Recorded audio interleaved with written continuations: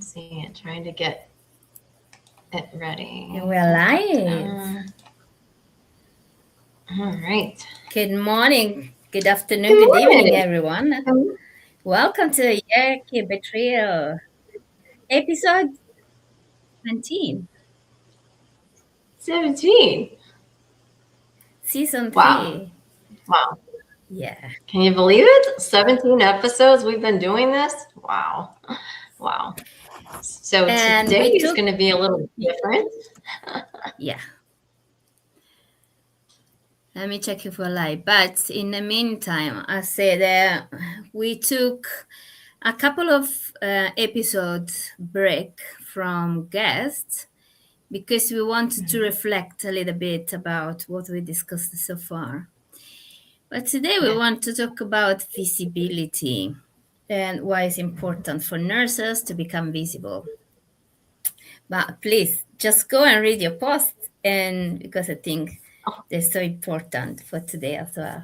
Thank you. Okay, so first off, happy Mother's Day to all of you and to every woman in healthcare who has ever mothered someone who was not her own, who sat beside a stranger's fear like it was her responsibility to carry it, who studied a family falling apart with nothing but her presence and her voice, who looked a new nurse in the eye and said, "I see you," when the rest of the room had already looked away. This is for you. I don't think nurses fully realize the power that they carry. And I don't mean the power in a loud sense. And it's not about status. It's obviously not about hierarchy. That's why we're here. But real power, the kind that changes the emotional temperature of a room the moment you walk in. The kind that helps someone breathe easier simply because you stayed calm when they were terrified. The kind that makes a patient feel seen instead of processed. That's not a job description. That's a gift. Nurses are the pulse of healthcare, the health heartbeat moving quietly beneath every hallway, every unit, every waiting room, every life being held together in real time. And when a nurse remembers the depth of that influence, something shifts. The one who chooses patience over humiliation becomes the coworker who notices someone drowning before they ask for help. The leader who understands people do not grow where fear lives becomes the reason others finally find their voice. And that experienced nurse who takes the time to guide and teach, she becomes the reason someone stays in this profession instead of leaving it. That is how culture changes. It's not all at once. It's heartbeat by heartbeat, shift by shift, moment by moment. You were just never a caregiver. You were just not a caregiver. You are a creator of safety, a builder of trust, a protector of dignity, a carrier of humanity in places where humanity is needed most. And maybe, just maybe, that is why something feels different right now. People are starting to see themselves differently. You can feel it everywhere. Nurses are writing, they're creating, they're speaking, they're mentoring, they're coaching, they're launching ideas that they once kept hidden, introducing themselves without shrinking first. There is an energy building inside this profession that no title could ever contain. A remembering of what nursing can become when people stop asking permission to take up space inside it. Because this conversation is not about status, it's not about platforms or hierarchy or the loudest voice in the room. It's about visibility, humanity, courage, the quiet decision to stop dimming parts of yourself just to fit inside spaces that no longer reflect where you are going. The next chapter of nursing leadership is already unfolding. And I'm not just talking about the boardrooms, you guys. I'm talking about the conversations, the creativity, the connection.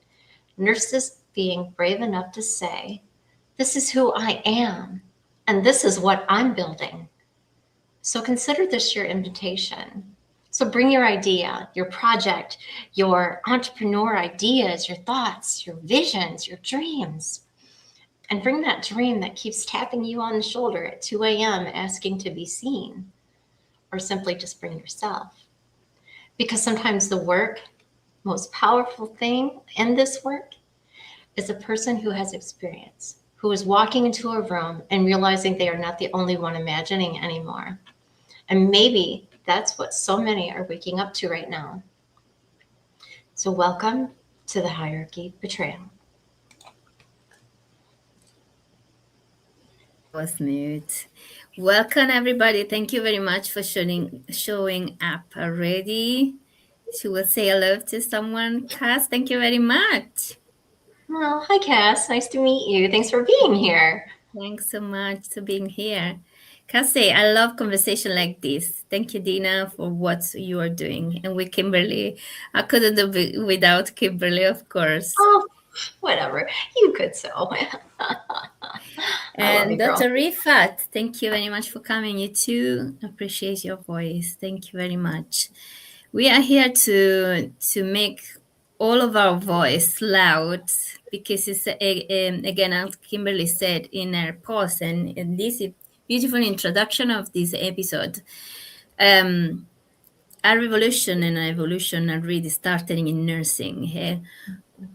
The nurses who will lead the revolution won't necessarily be the nurses who are in the boardroom.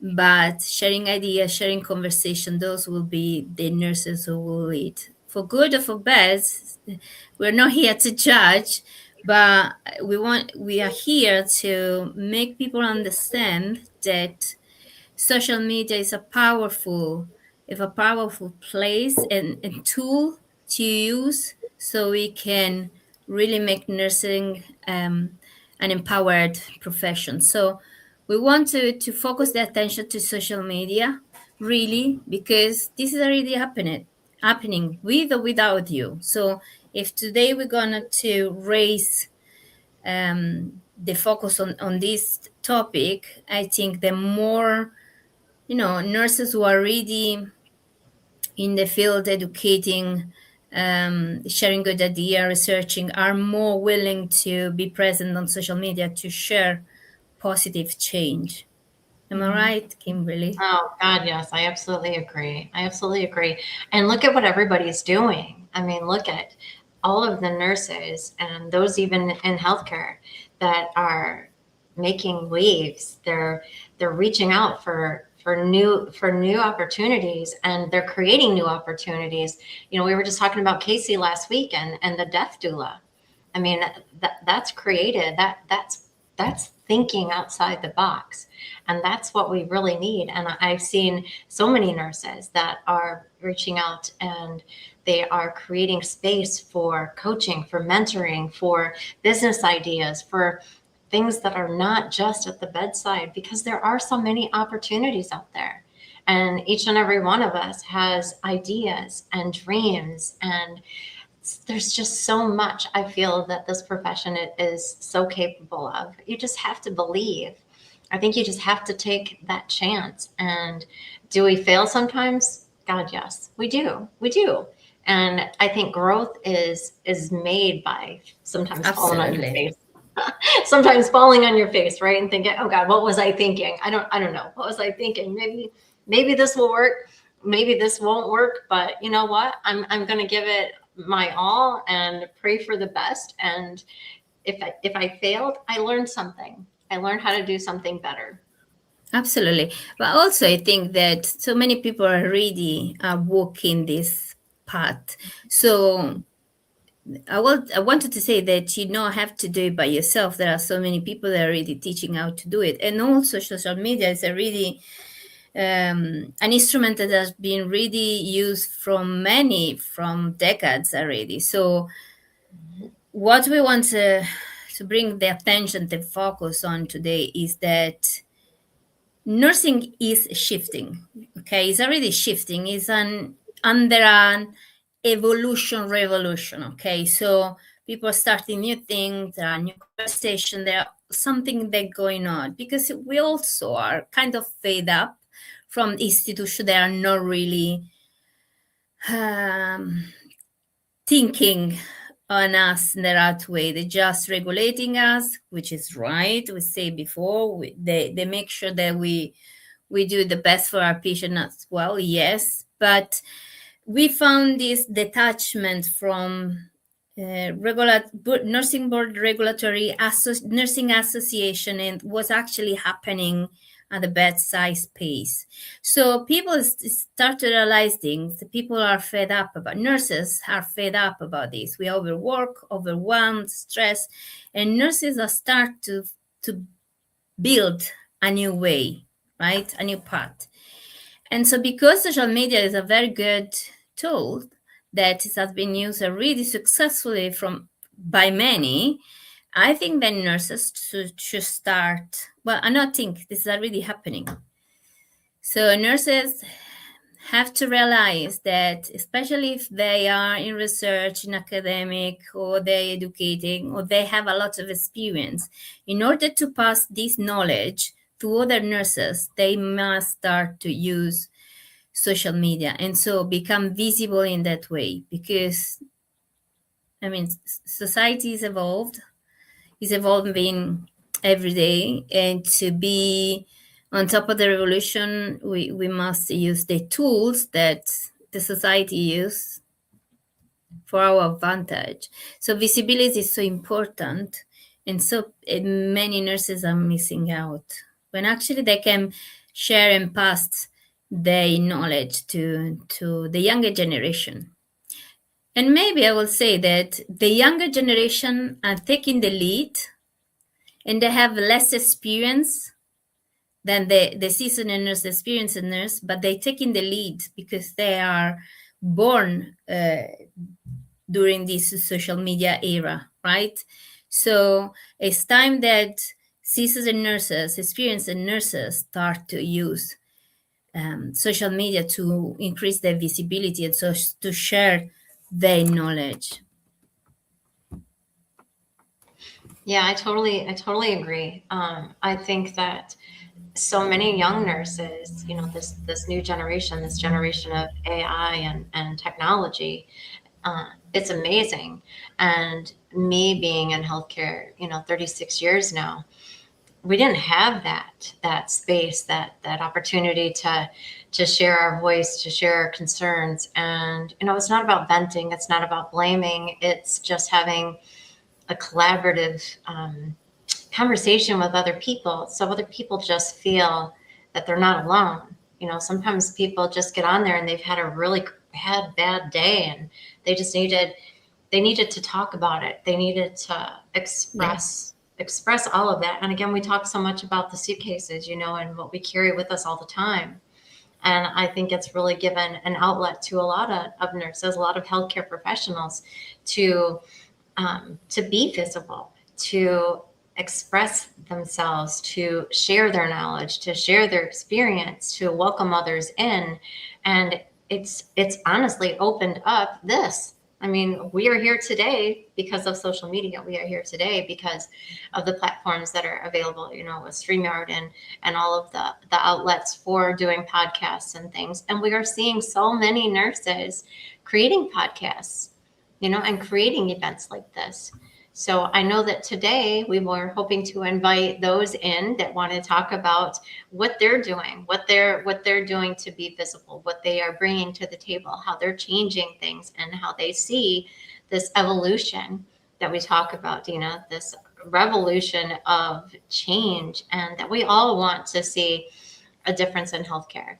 We all want to see things get better, not just for ourselves, but, for our patients. We want that for everyone, because the patients are why we're in this profession in the first place. The patients are why we have a job in the first place. And, who gives a shit about staff ratios? What do you need staff for if you don't care about the people in the business? If you don't care about what's right in front of you.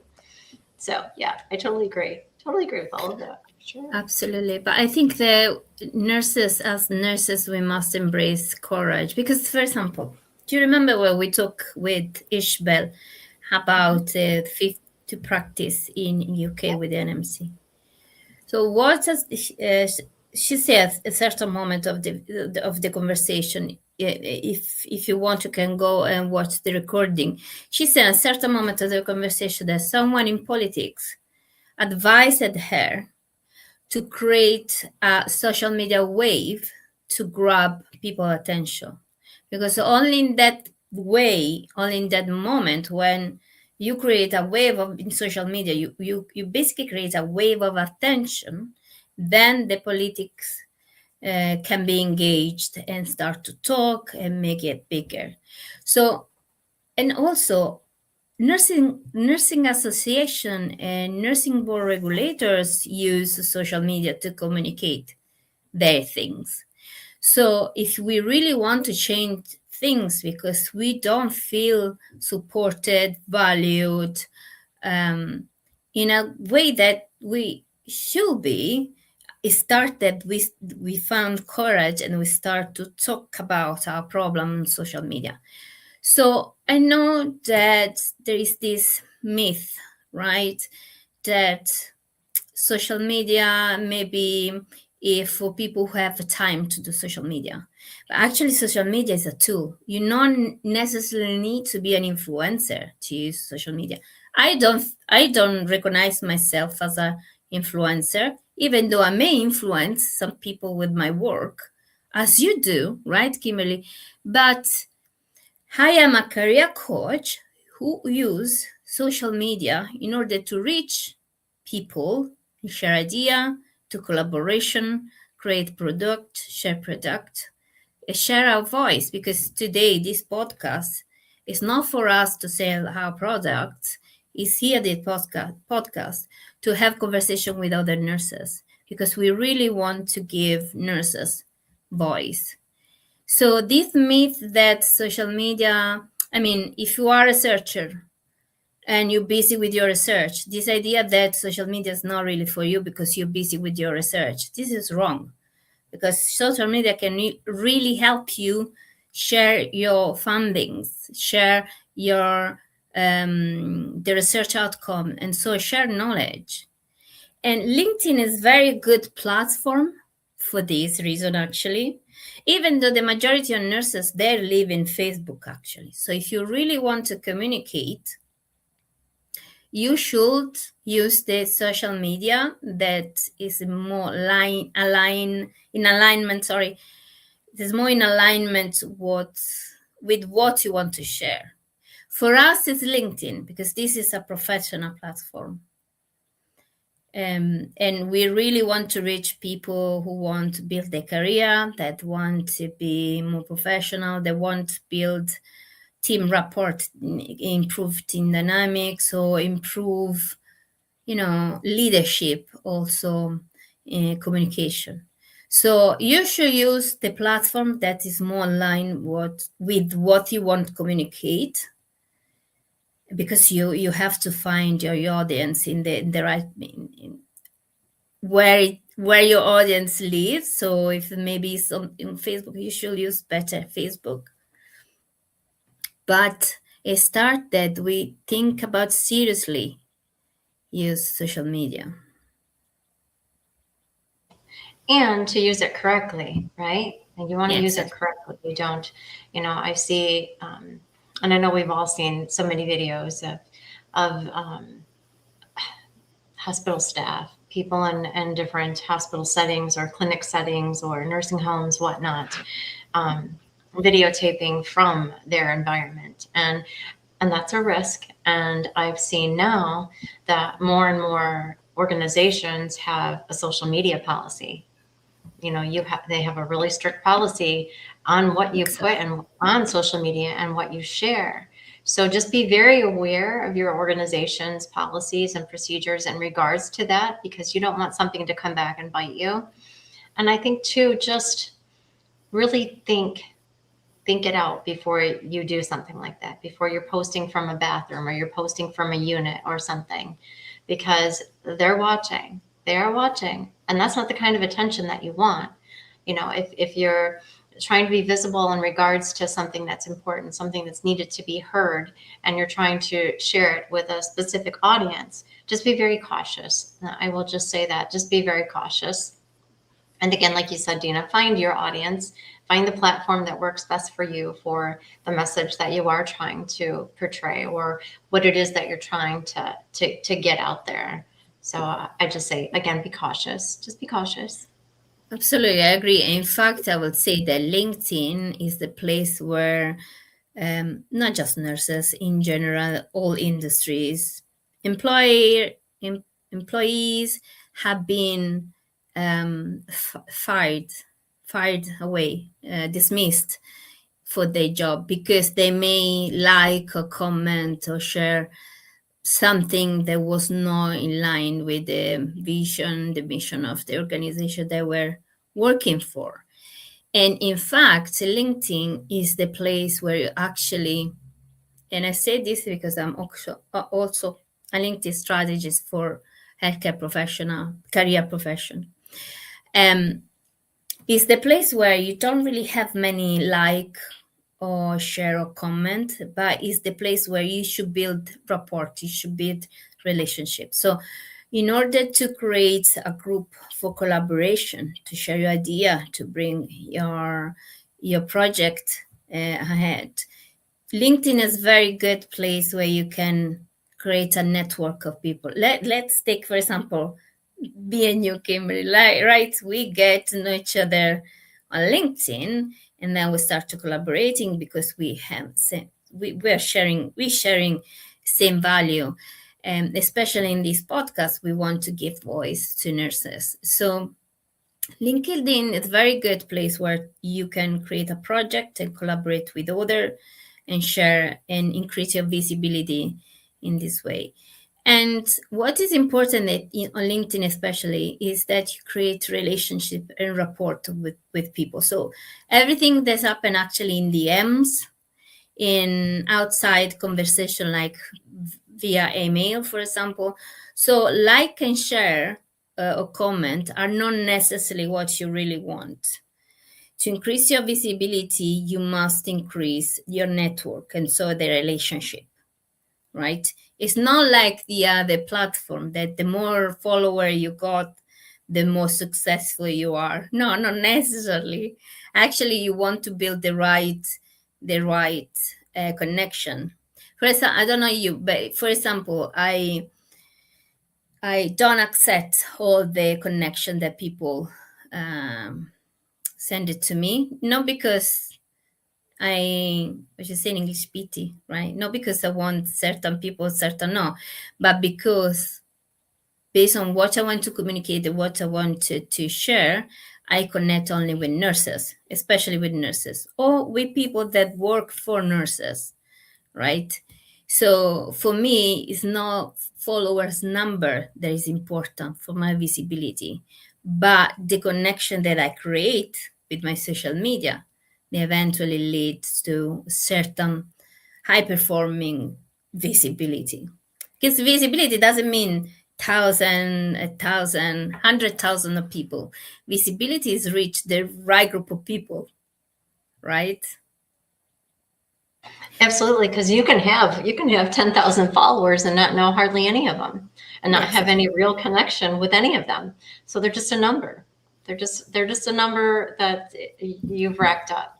So you and I have had this conversation before, Dina, where we've talked about how we introduce ourselves to new connections. And to me, when I introduce myself, I tell a little bit about me. I always thank them for connecting, and I always ask people their why. Why did you get into this profession? What are you struggling with in this profession? How do you handle the hard days? Because I really want to know, if I'm going to connect with you and we're going to collaborate on something or have a discussion, I want to really know you. I don't want you to just think that I just hit connect. Yeah, exactly. And you're racking up numbers. For me and for you, it's not like that. And I don't tend to, I don't want to say weed them out, but I don't tend not to connect with people. If people connect with me and we're both in healthcare, we're in a realm of something. I have a lot of connections that are in social media, that are marketing, that are hospitality. and those types of connections. Because for me, I feel hospitality and healthcare are so incredibly intertwined.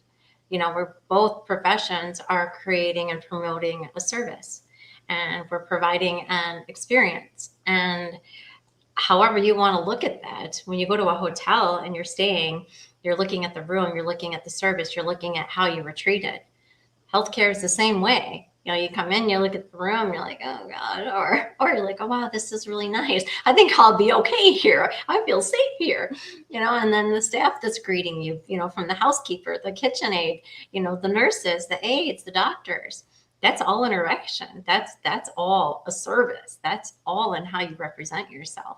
So the connections that I've made, I have been honestly with, I think, almost 8,000 connections I have a conversation with, I would say 95% of them. They will come back and say, hey, thank you. It was really nice to connect with you. Or I've been following you for a while. And for me, that's so heartwarming, because it's like, oh my goodness, you've been following me since last year and I didn't even know, and here you are connecting with me. So that's amazing. And see, Oliver Missy says, and I know I just killed her name. I'm so sorry, love. She says quality above quantity. Absolutely, 100%, 100%. Because you can have, and we've talked about this before. You can have 10, say billions, 10 connections that you know everything about, and they are genuine, intentional, and they have an impact. They've impacted you, or you've impacted them in some way. Or you can have 100 connections that don't mean diddly squat to you. You know nothing about them. You just connected to rack up numbers. So there's a big difference in how you use social media. And I truly believe in how you use LinkedIn and this platform, because you are trying to be visible, but we're all bringing our passion, the drive that we have for what we're doing. And every post I write, every story I put out there, it truly comes from my heart. And I'll start to write something and then I'll change it like 500 times, or I'll delete it and redo it and then add something else to it. And then be like, scratch it up, like when we used to write things, now we type them, wad it up, throw it away. And okay, that didn't work. I'm not feeling that. Let's try this again. Because when you're putting things out there, and I'm just speaking honestly from experience and from myself, I want you to feel something. Exactly. When I write something, so I want you to feel it. I want you to feel it in your bones. And I want you to feel that, wow, I know exactly what she's talking about. Or I've been there. And wow, this is so profound. Thank you for saying it. Thank you for saying it out loud. How many times do we hear that, Dina? Thank you. Absolutely. Oh my God, somebody said it out loud. Absolutely, because when you become relatable to people, you build connection. So it's so important that you share your story, because yes, all of us have a unique story. Yeah. But if we talk about with 1,000 people around the world, with nurses, we all have the same problem that we have to figure out and fix. So if we share our story, which is relatable to other people's story, we can actually create connection. We can create that first touch point of connection and rapport that actually can bridge two places far away from each other and create collaboration, create conversation, create that wave of change that is so much needed in nursing now.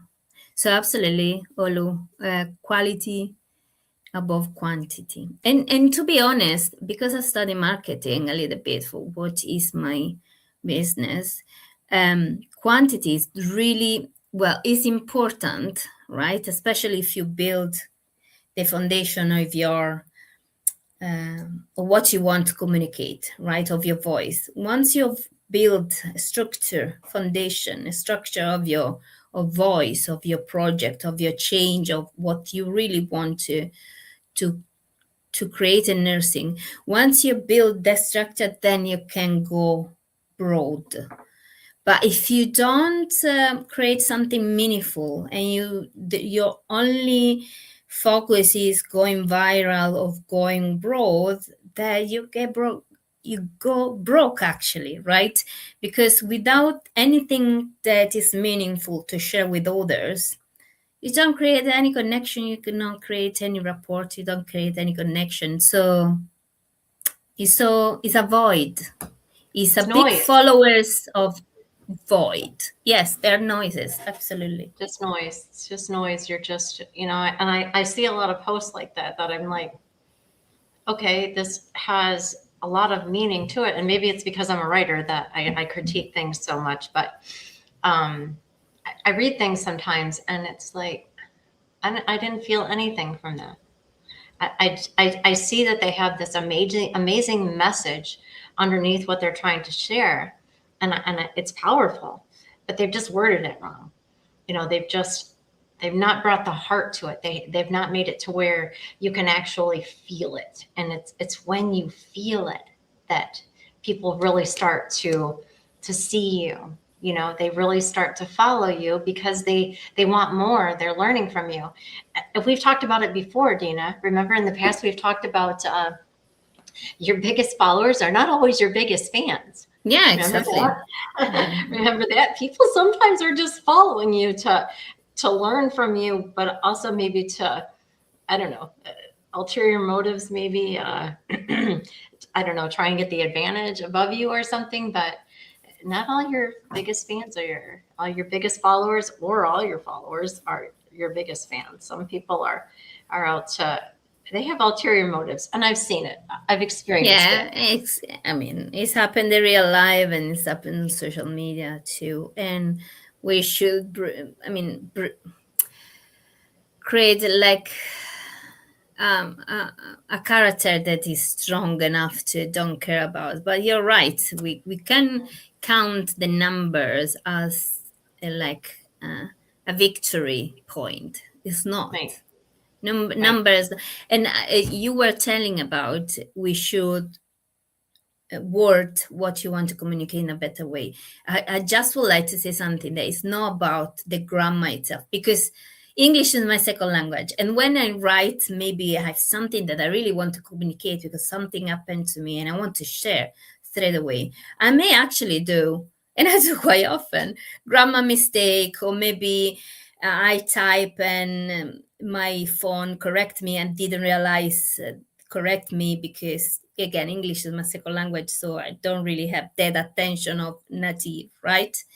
And so my posts sometimes are very upside down, but people engage, and I know they engage because not necessarily they like all the comment, but it's the person who come to you and say, thank you for sharing this, or I really relate with this, or I actually have this problem, so can you help me figure out what do you think is the best way to do this? So I think you said right. You have to word what you want to communicate in the right way, which is a storytelling way.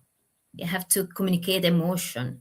And you're so good, Kimberly, to communicate emotion. Okay, so I just pour everything into it. I think that, and I've done everything from obstetrics to hospice, and I've been in so many rooms, and med surg, pediatrics, home health, geriatrics, long-term care. I mean, I've done a little niche of everything, trying to find my niche, and it's through all of those experiences that when I see something, or something strikes me, like I saw somebody's post or something, and I'm like, oh my God, I know exactly what they're talking about.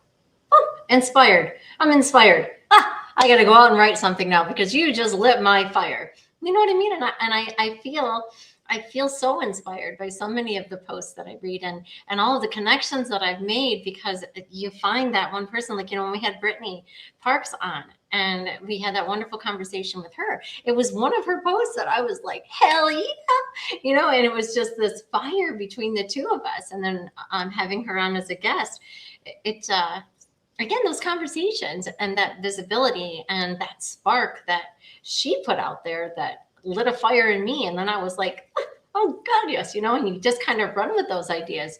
So I feel that it's always amazing when you come across something like that and someone else just lights your fire, especially if you've focused so much on the negativity of things, and the brokenness of things. And when somebody lights your fire and you realize, wow, she's onto something, or I'm going to run with this. I'm going to connect with her. We need to have a conversation. I can't tell you how many times that's happened, right? You have these conversations and you meet people and ta-da, you and I, Dina. Oh my goodness, you and I. And actually, and Ashley and Mark and Patricia. And I mean, just all of these people, because we're all on the same page and we all have these amazing ideas. And that's what we're talking about, visibility. All of these ideas that people are bringing forward that are now being visible to everyone around the world. And it's beautiful. It's beautiful to watch. And they're growing, and so they're improving nursing globally for real, because they are shared, a common idea. We're grouped together. We push each other because we think that what we are doing is important. That yes, association will do their job, nursing board regulator, they do their job. It's okay. But it's also important that our perspective is being shared. And so if no one else share, will do. And we're grouped together because we recognize each other. We recognize each other in our same value, I will say. So we're so happy that we support each other. And I wanted to share this. Do you remember when we talked from Australia with Anne Jones? She talked about bullying, and she's was live with talking in the episode with us. She was 1:00 in the morning in Australia, yeah, and she shared her story, what bullying actually mean to her, the horrible things that did to her. And so I received an email from an Australian nurse who didn't know Anne Jones, right? Who watched the episode, and she sent me an email because she wanted to share that she was really enlightened by the conversation. She wanted to remain anonymous anyway, but she wanted to connect with Anne. So she has connected with Anne anyway. Okay, but she wanted to remain anonymous to our audience, so she's connected with her privately. So this connection now is creating another project and another thing, as this is so important. But yes, again, if you are a nurse and you have some value to share, if you have something that you want to communicate, if you want to change nursing because you don't feel we are living a right time for us, you must communicate this and find like-minded people. And you don't necessarily find these like-minded people in your workplace, or could be your ward or the entire hospital. You maybe could not find the same people, like-minded people in the same city.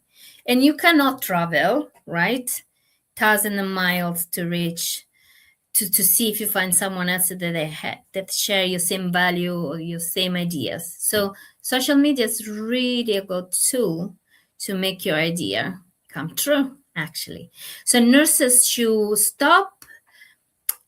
This is wrong. Sorry, I was saying something stupid. Nurses, yes, they have to still use academic research, the path that we always use to reach, to study, to create a project or whatever, entrepreneurship, right? You continue to use that path. Could be academics, entrepreneurship, could be career ladder, whatever. But you should start to use social media as well, because it's the way you can find like-minded people around the globe so that your idea can actually have a wave of impact that is meaningful, that really is going to impact the nursing profession in all.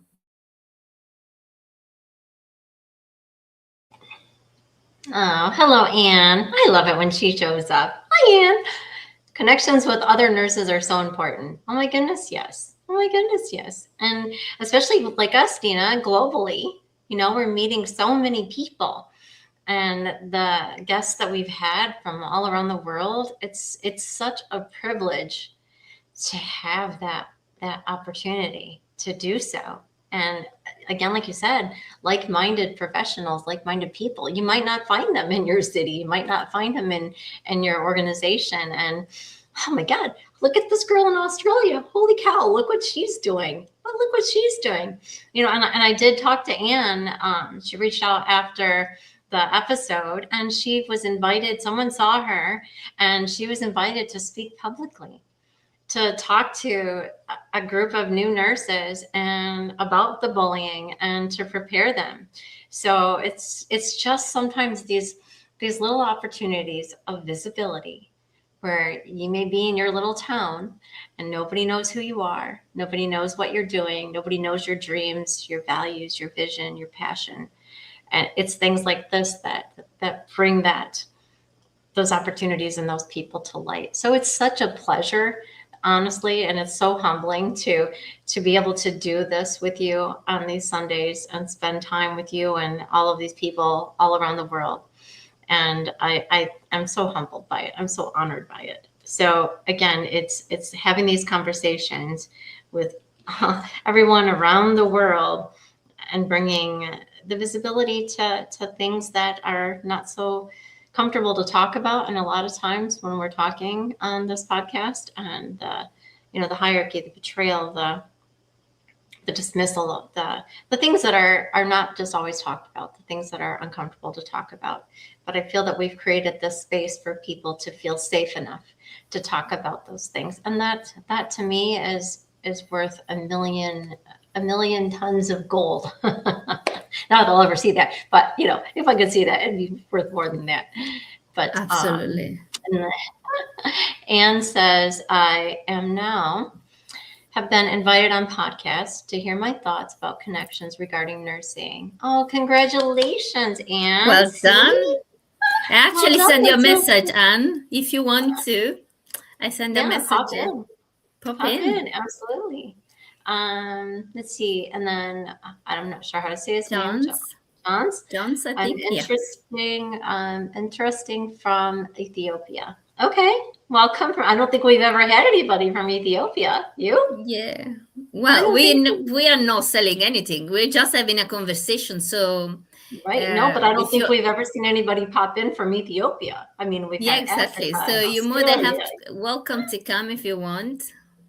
Yeah, everyone is welcome. Always. This space is always open to everybody. And you don't necessarily have to be a nurse. I mean, we have obvious conversations with nurses and about nursing, whatnot, but 100% of people either know a nurse, love a nurse, or have had an experience with the nurse. So I feel that those conversations are for everybody, and the door is always open. And Anne says also, what we still need is validation. And Anne, can you go a little deeper in regards to what you mean? Validation and what regard? What do you mean? A second. Oh, you're fine. I have a guidebook on Gumroad about how nurses are witnesses. Okay.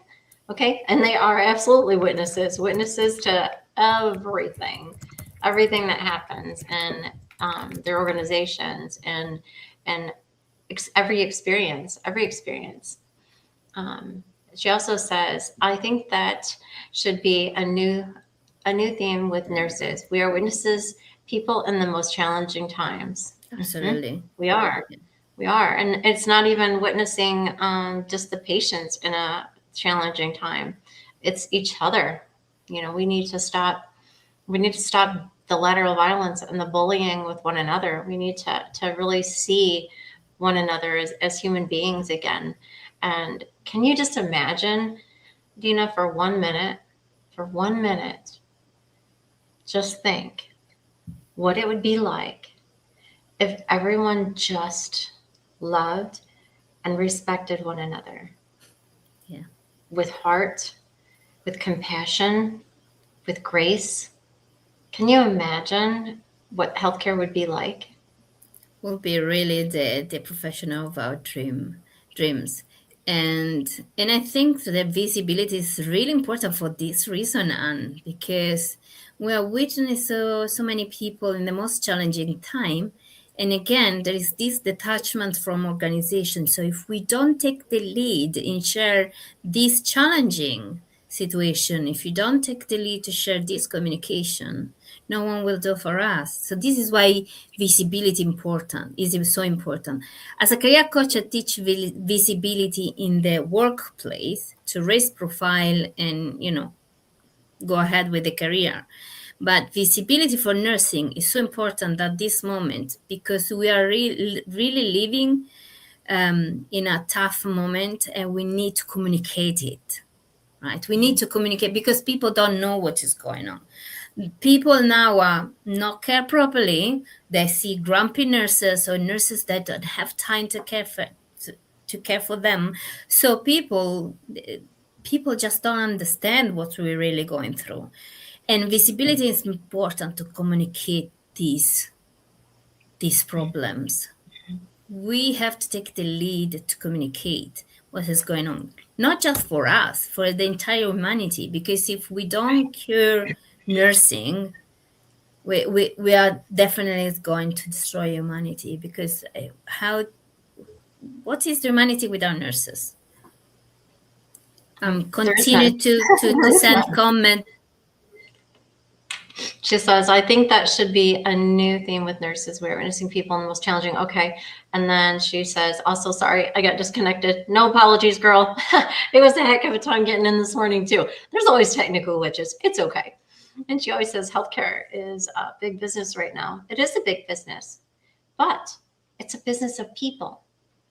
And people need to understand that without the people, there is no business. There is no business. If you don't take care of the people that are providing the care, how can they give good care? Because they don't feel cared for. They don't feel worthy. They don't feel valued. And that causes a ripple effect.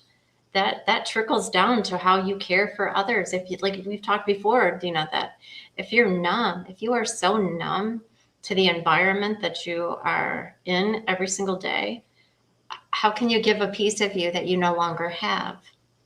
You no longer have it. You're almost checked out before you even check in. And we see that all the time.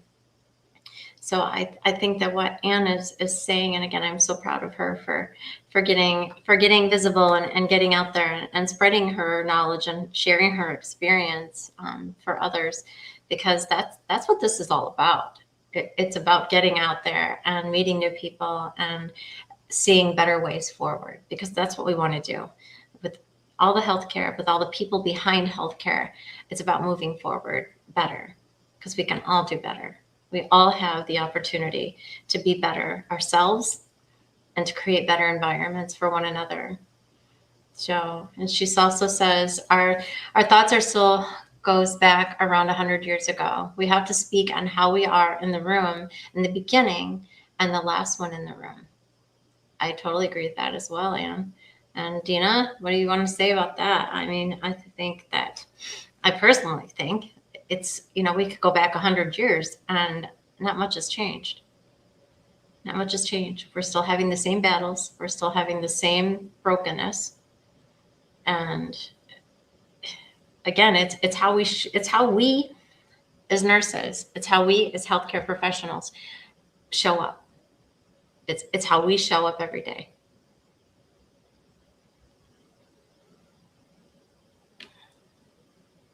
Yes, I just realized, sorry. Yeah, I agree. And just want to say that the problem probably is that we are the caring profession. We are here to care for others. And unfortunately, because how busy we become because of improving in science and technology and everything, we now have been asked to study a lot, to know a lot, to manage a lot of things. So we don't really have time to see ourselves, how we grow so far. Also, we are emotionally numbed because we are overworked, overwhelmed, stressed, etc. So the problem is we are stuck in how we feel ourselves, how we see ourselves, identity, Our identity is stuck in 100 years ago, as you say, right? And we don't have this capacity or agency to actually do something about. And this is why visibility is important, because those who are actually are awake, those who realize the things, start to talking out loud on social media, are those who actually start leading, that show to others. And so we should share also this way of communicating, so that this mentality can really grow, right? And so, yes, I actually saw a reel on Instagram, and I think I reshared, but I have to find actually. And it is so right. It actually is right on your point, Anne. This nurse back on 1946, 1946, so 80 years ago, right? That was talking about salary. The nurses are leaving the profession because they see that all the profession, the girl in the other profession, because back that day there were actually the all nurses were all female, right? So she was complaining the fact that other profession had all these pay salary rise, but not nurses.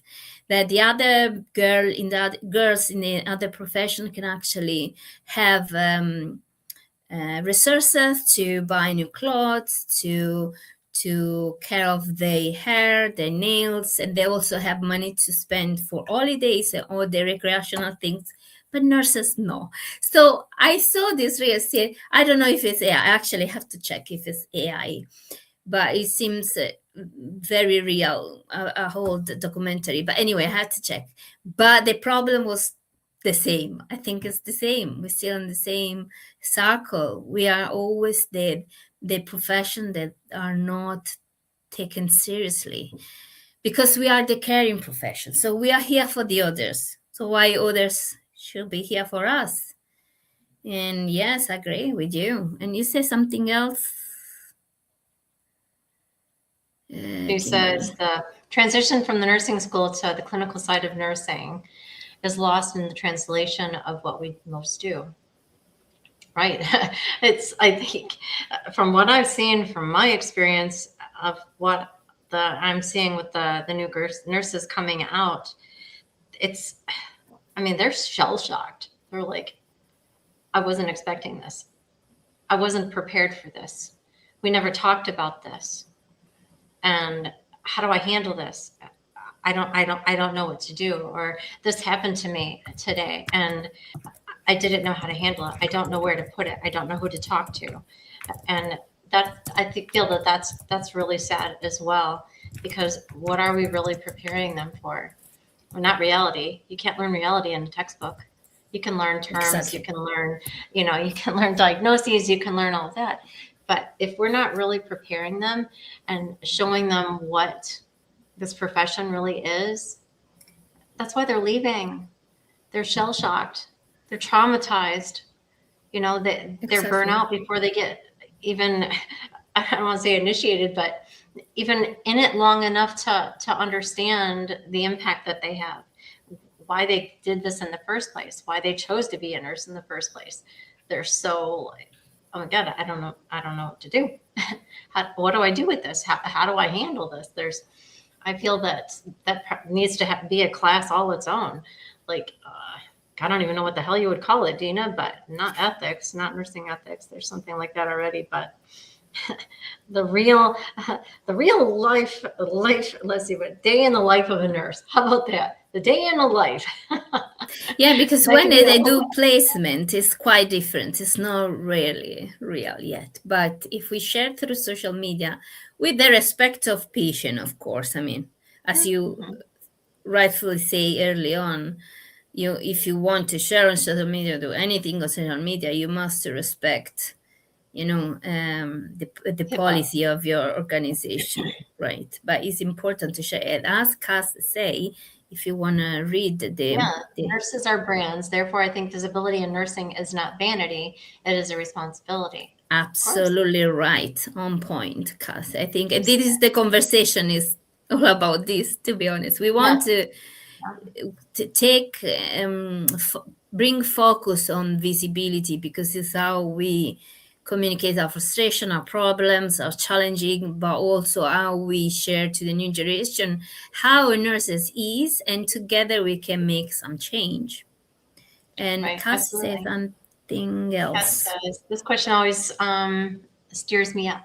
Steers me up. I love that. Who Mm. taught us as nurses to hide or to be small?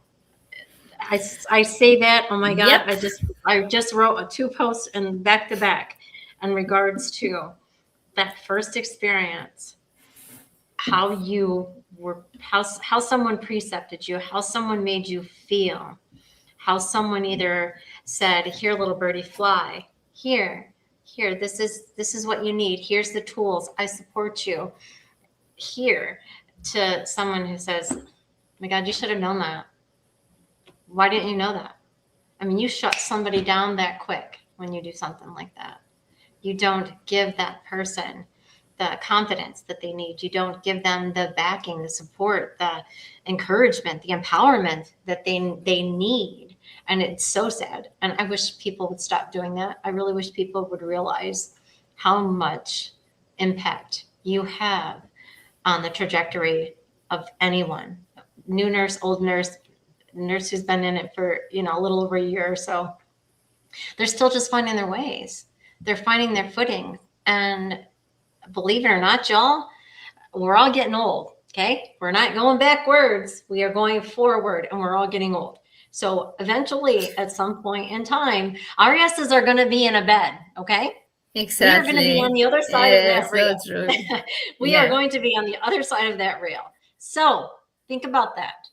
Think about it. Okay, let's show an example right now, Dina. So think about it as you're precepting someone and you just weren't really kind. Okay, you didn't make that person feel welcomed. You were short with them. You were dismissive. And guess what?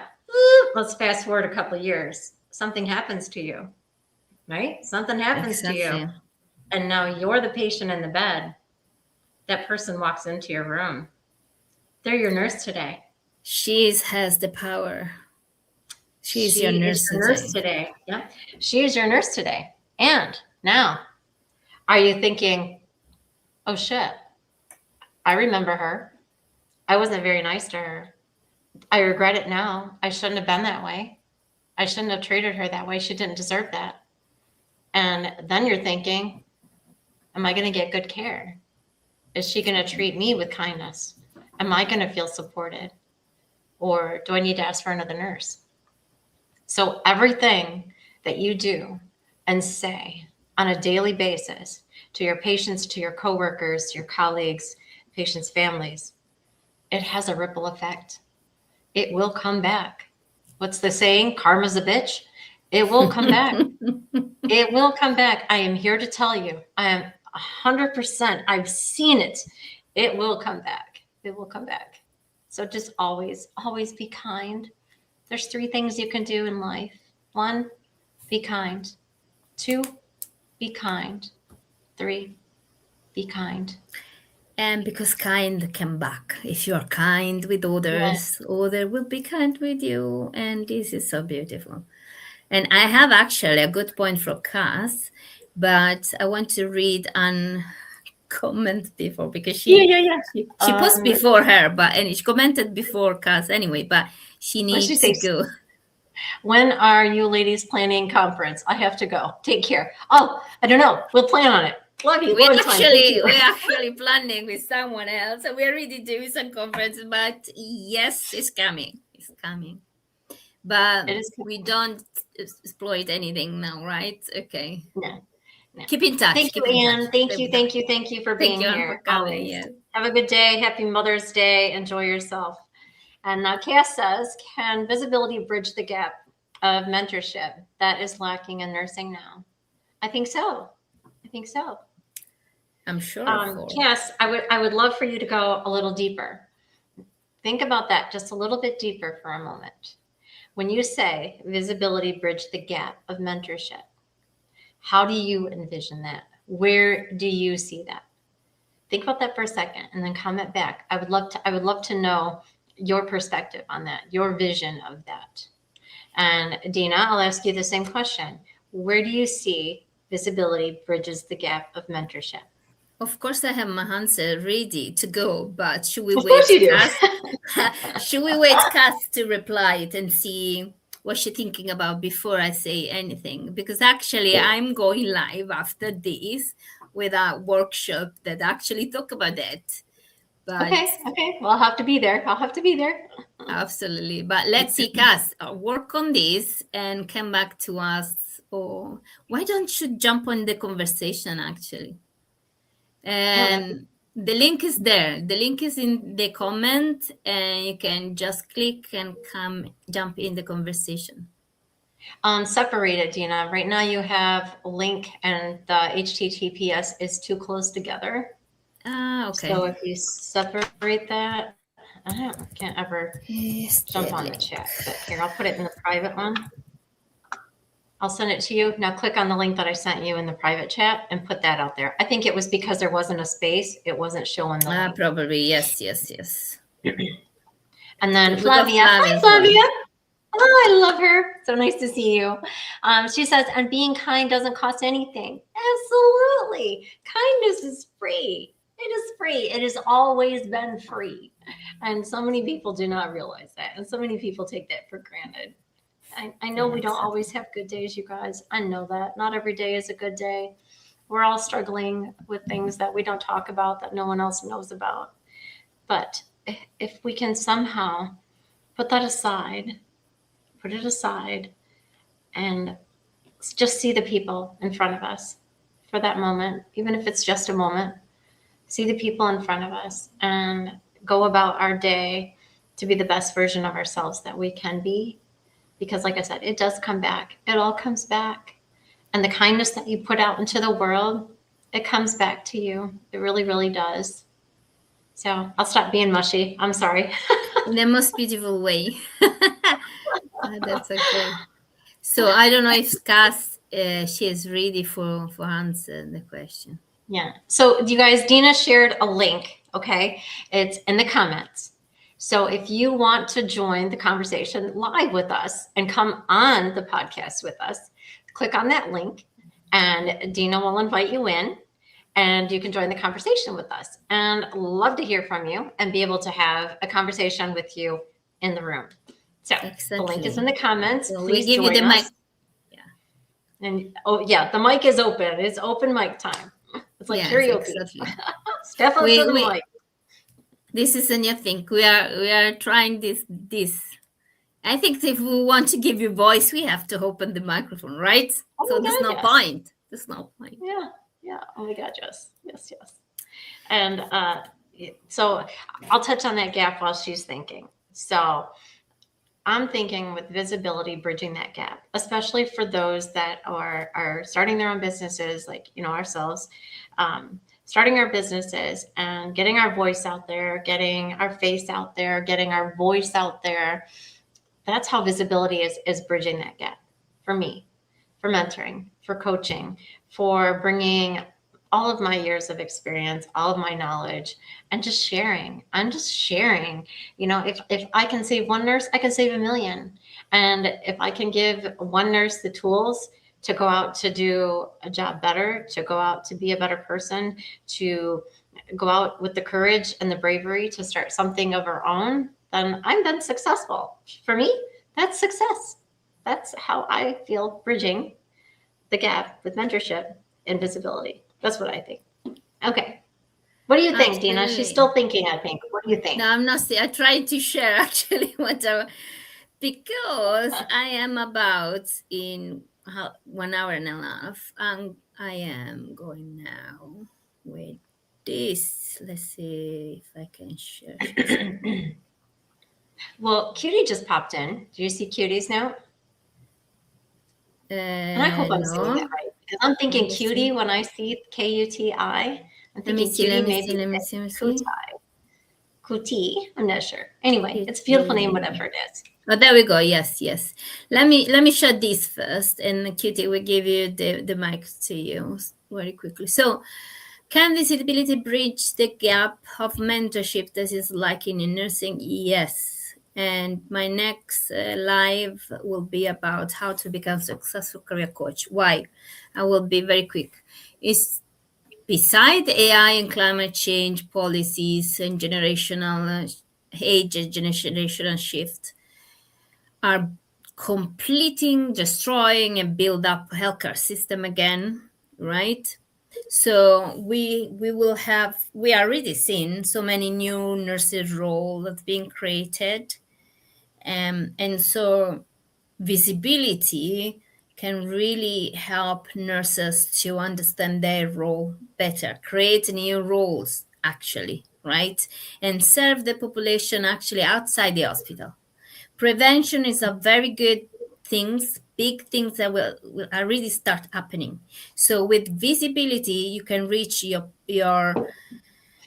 clients, and do prevention. For example, there are so many wellness coach. Nurses are wellness coaches for as per nature, right? But also because all these changes happening in the healthcare, we really will need so many career coaches because nurses will be confused. We are really overwhelmed, overworked, emotionally numbed. And now, because all this change between AI, innovation, technology, climate change, sustainability, and policy, generational shift needs, the baby boomer now are become the elderly. So we will have a elderly nursing care need that is phenomenal. So nurses, they don't know where to go. There are so many opportunities in front of them. They are so paralyzed. So we'll see an increase of career coaches because we will need it. If it's now is a luxury that only few strategic nurses think to go for, well, it will be a necessity in a couple of years. I mean, tomorrow, to be honest. So thank you for the question because I could advertise my next event. I just grabbed the opportunity as it came. Thank you very much. But yes, this is your show. You can do what you want. It is your show. Bring it. Alpha 6 PST, British Standard Time. So thank you, Cass, for your question. But touching on what you said, Dina, it's reinventing. We're like reinventing the wheel, but and just making it better. And there's just so much out there that we can do. I just see so much that can be done, that can be better, that can be more, that can just I don't know, just create safer environments, create better environments, create environments that people actually thrive in instead of survive in. That's what I want to see. That's all I want to see. We live in a challenging moment, right? Someone rightfully say at the beginning of the conversation. So where there are challenging moments, there are so many challenges and problems. And so the easy way is fix the problem. So we are really have so many opportunities. It seems strange to hear, right? We have many problems and we have many problems to fix. But because we have many problems to fix, we have many opportunity, right? Actually, entrepreneurs, they think in this way. I'm an entrepreneur. I think in this way. When I see a problem, for me, it's not something to be afraid of or anxious about. A problem for me is an opportunity to create something meaningful. So there is a problem. How can I fix the problem? I don't say, oh my God, I've got this problem. My life would be changed forever now. I don't know how to do. Right, there is a problem. Let's fix the problem. Let's get creative. And actually, again, visibility is very good because if you find a solution for a problem that many have, and you know how to get visible in front of people that have this problem, you tell them, hello, I know you got this problem and I have the solution. Can I help you? That's it. This is visibility. Yeah. It's again, getting curious, being curious and creative. And just look at the collective of people that we work with or that we're standing right beside every single day. All of your solutions are right in front of you. Their solutions, I used to have a doctor when I was in labor and delivery. And every time we do a C-section, I hand him the water to irrigate the abdomen, and he always say, the solution to pollution is dilution. Okay. That has always stuck with me, and I think it's that way in so many things. And that was Dr. Arthur Vendola, just so you know, Skip.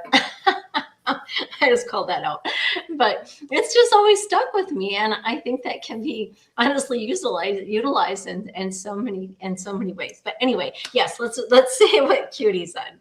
I hope to God I said her name right, his name right. Okay, I like what you said about taking care of our people. Stephen R. Covey called this the production capability balance. The core idea: P equals production, the results, the output, the golden eggs. PC equals production capability, the ability to continue producing results. The system: people, health, relationships, culture, equipment, the goose. Covey uses the metaphor from Aesop's fable. A farmer kills the goose that lays golden eggs because he wants faster results. And then, do you have the rest of it, Dina? I am mute. Yes, I'm going to find. Let me see if I can find. That was in another page. Oh, that's okay. That's okay. Yeah, I've got the rest. That lays the golden eggs because he wants faster results. So interesting. No, sorry, I'm loading so many messages. No, that's okay. That's okay. I love when we have so many so great. This so great engagement. I can't find it. It was on LinkedIn. Yeah. It's Can't find him. See if I can find the rest of it. Let me maybe. Okay, let's see. Okay, it doesn't look like it goes on any further. Okay, and loses both the goose and the eggs. So a farmer that kills the goose that lays golden eggs because he wants faster results and loses both the goose and the eggs. Of course. Yeah. That's a really good metaphor. This is so good. And this is so true. That just inspired me for another post. I like that.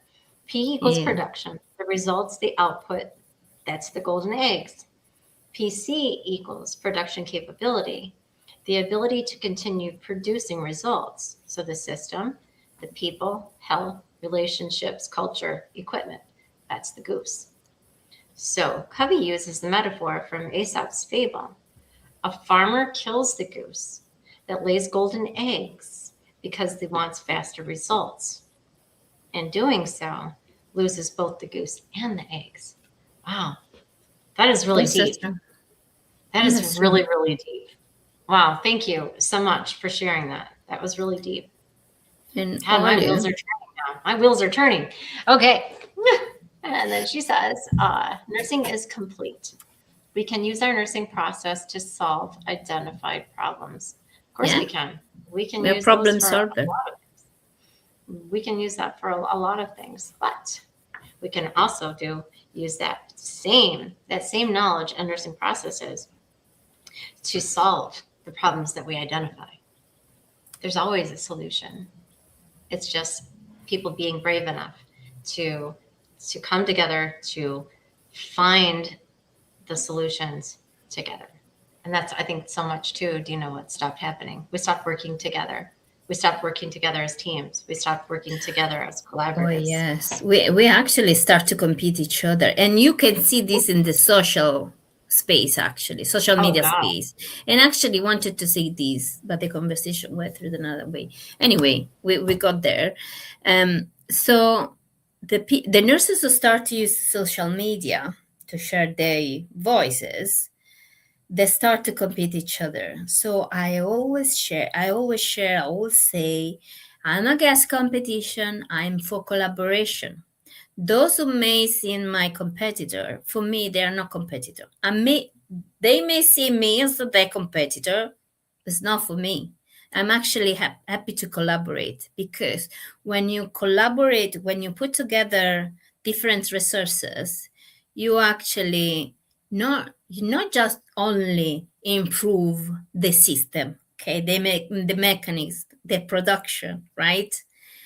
But you also share your audience, because people, when they are inspired from you, they're also inspired for other people. So it's an enrichment at the end. And so it's important to use social media in the right way, but also what is I witnesses, because I was one of the first nurses using social media, is that nurses start to use social media in the wrong way, because they have something meaningful to share, right? We are a problem solver, okay, Olu? We use nursing to solve problems, right? But we start to listen to social media influencer that, in the majority of the case, teach the nurses to use social media to be social media influencers. And this is wrong, because nurses should use social media and so use visibility in the way that they are able to communicate their innovation, their idea. So if you, for instance, if you use LinkedIn with the same technique that LinkedIn influencers use, you're not gonna find right results, because your goal is to share your idea, but you end up just create followers, but not clients. So I think that collaboration is so important between nurses, among nurses who use social media, as we do with the collective, right? We said before, we are a group of nurses who share the same idea, who are like-minded, who are collaborating in the social media space, especially here in LinkedIn. And we support each other, we push each other, we invite each other, we do conference together, right? So that is not competition. That is collaboration that bring results, bring visibility, and bring positive change in nursing, right? When you listen to a social media influencer they're telling to you, you have to use social media in this way if you want to become an influencer. Now that is wrong. Unless you want to just be an influencer, free to do it. But why you have an amazing profession that can bring you so much visibility and career and success and money, why you should be an influencer? You can actually use social media visibility to promote your product for the better. So yes, we also can see the link. Cutie, I sent to you. Even though we are maybe about to leave. Kimberly, right?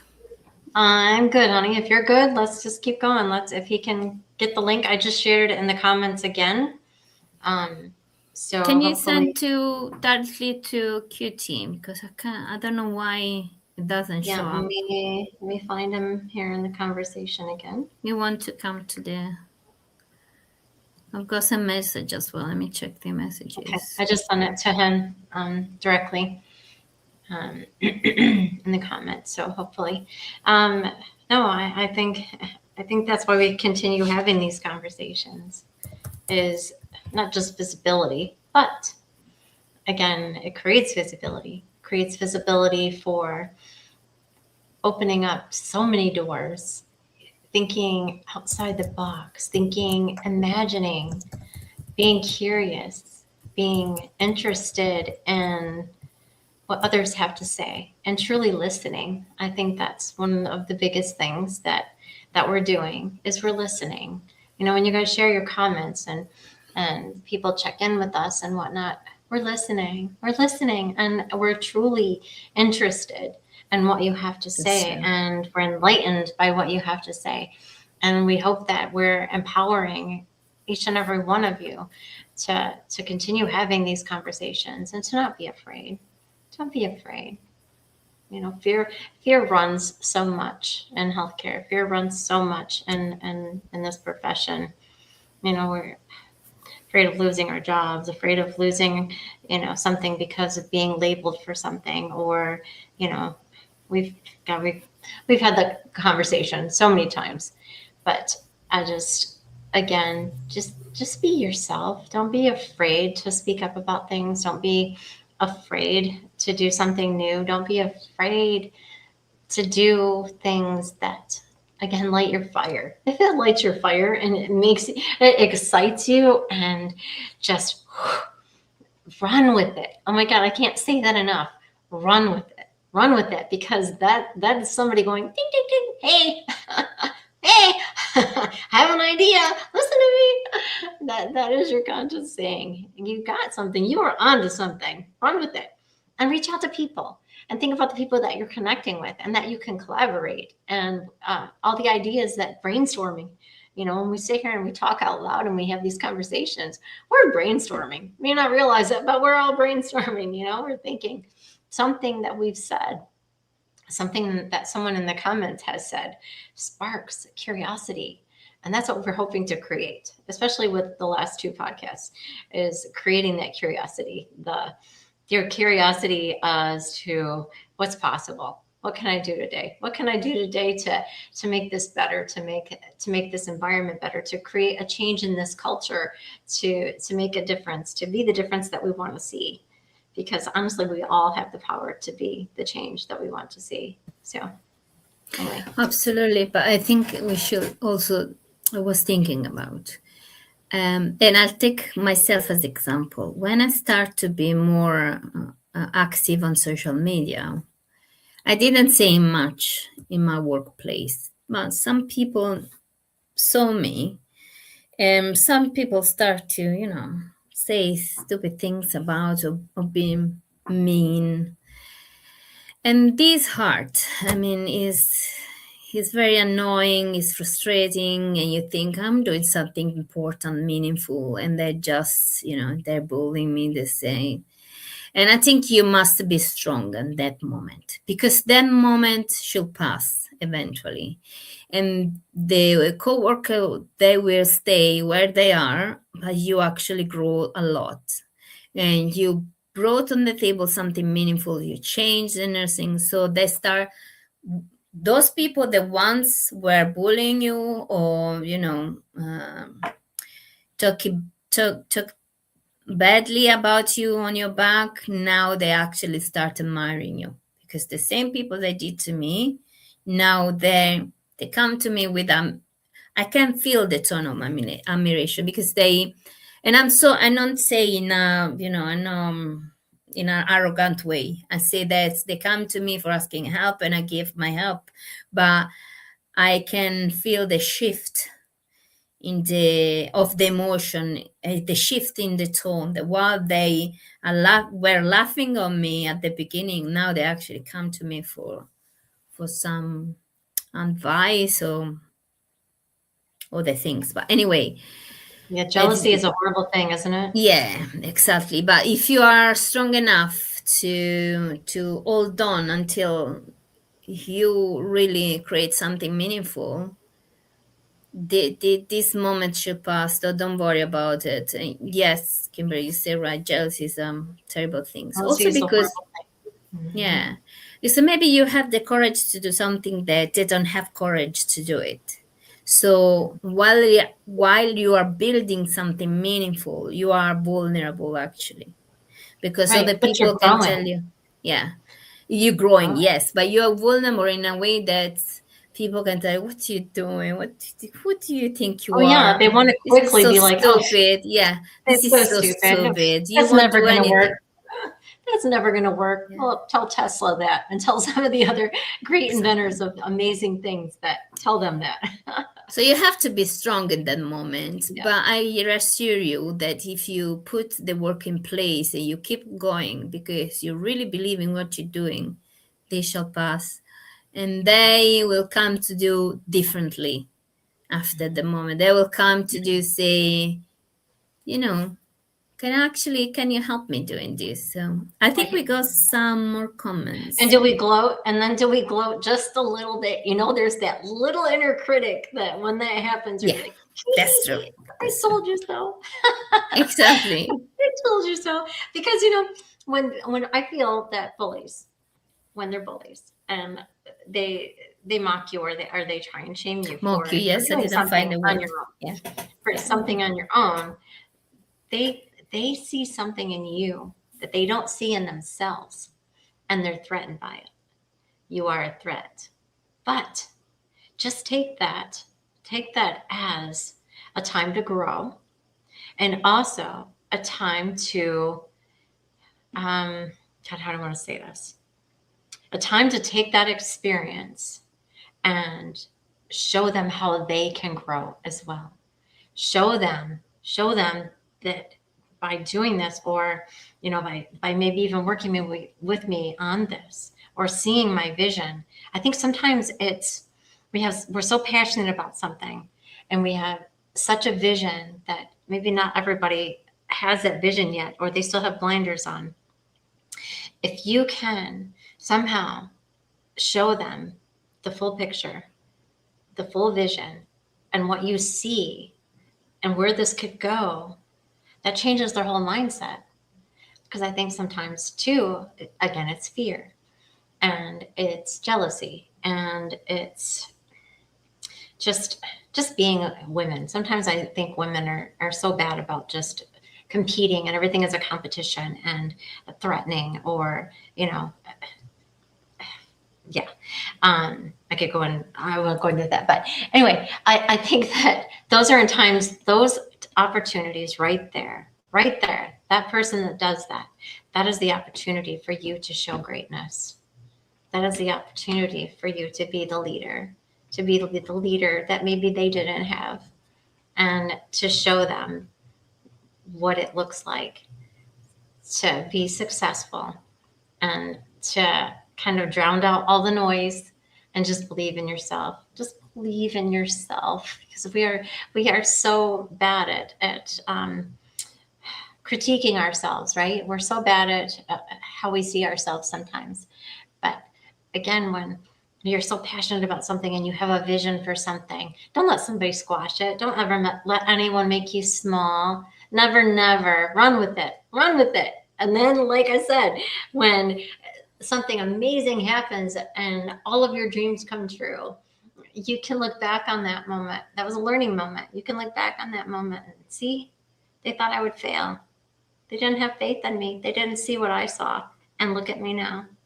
And I don't want to say it as a gloating, but it just as that time where you sat with so much self-doubt, that when that success finally comes, and it happens, and it will come, then you can say, I knew I could do it. So yeah. Also, because I would say that it's important to have people that support you is fundamental, right? But the problem is, if you're not you, the first person to believe in yourself, that you can do it, it doesn't matter if people believe in you. You won't do it. So you really have to stay attached to your self-belief, even if you doubt yourself. Because let's be clear, entrepreneurs succeed because they always feel never enough, not enough. And they want to grow and do more.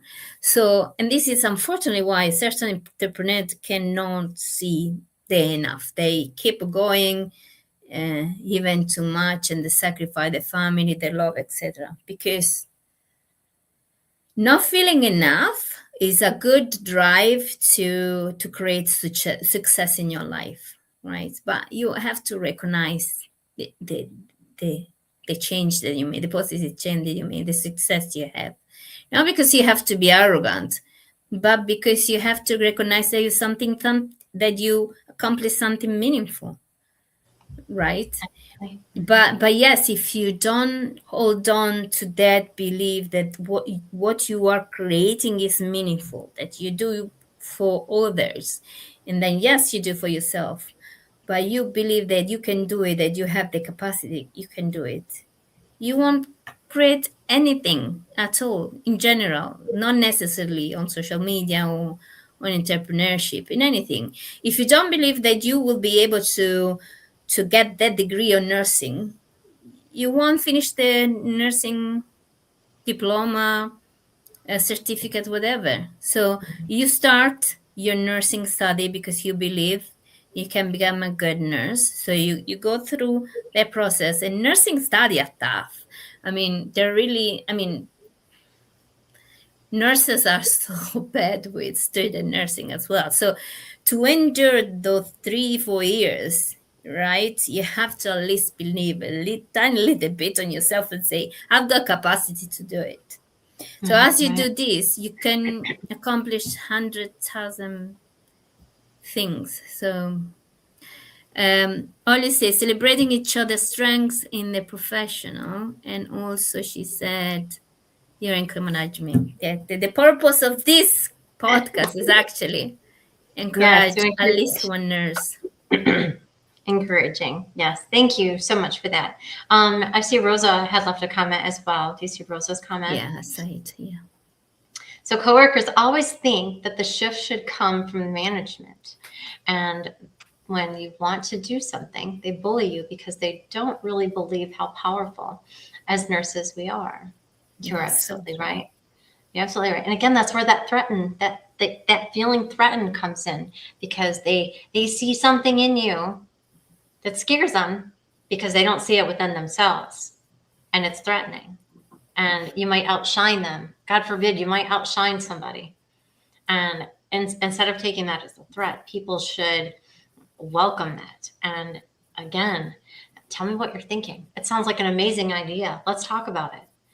How can we run with this? That's so encouraging. I haven't heard that.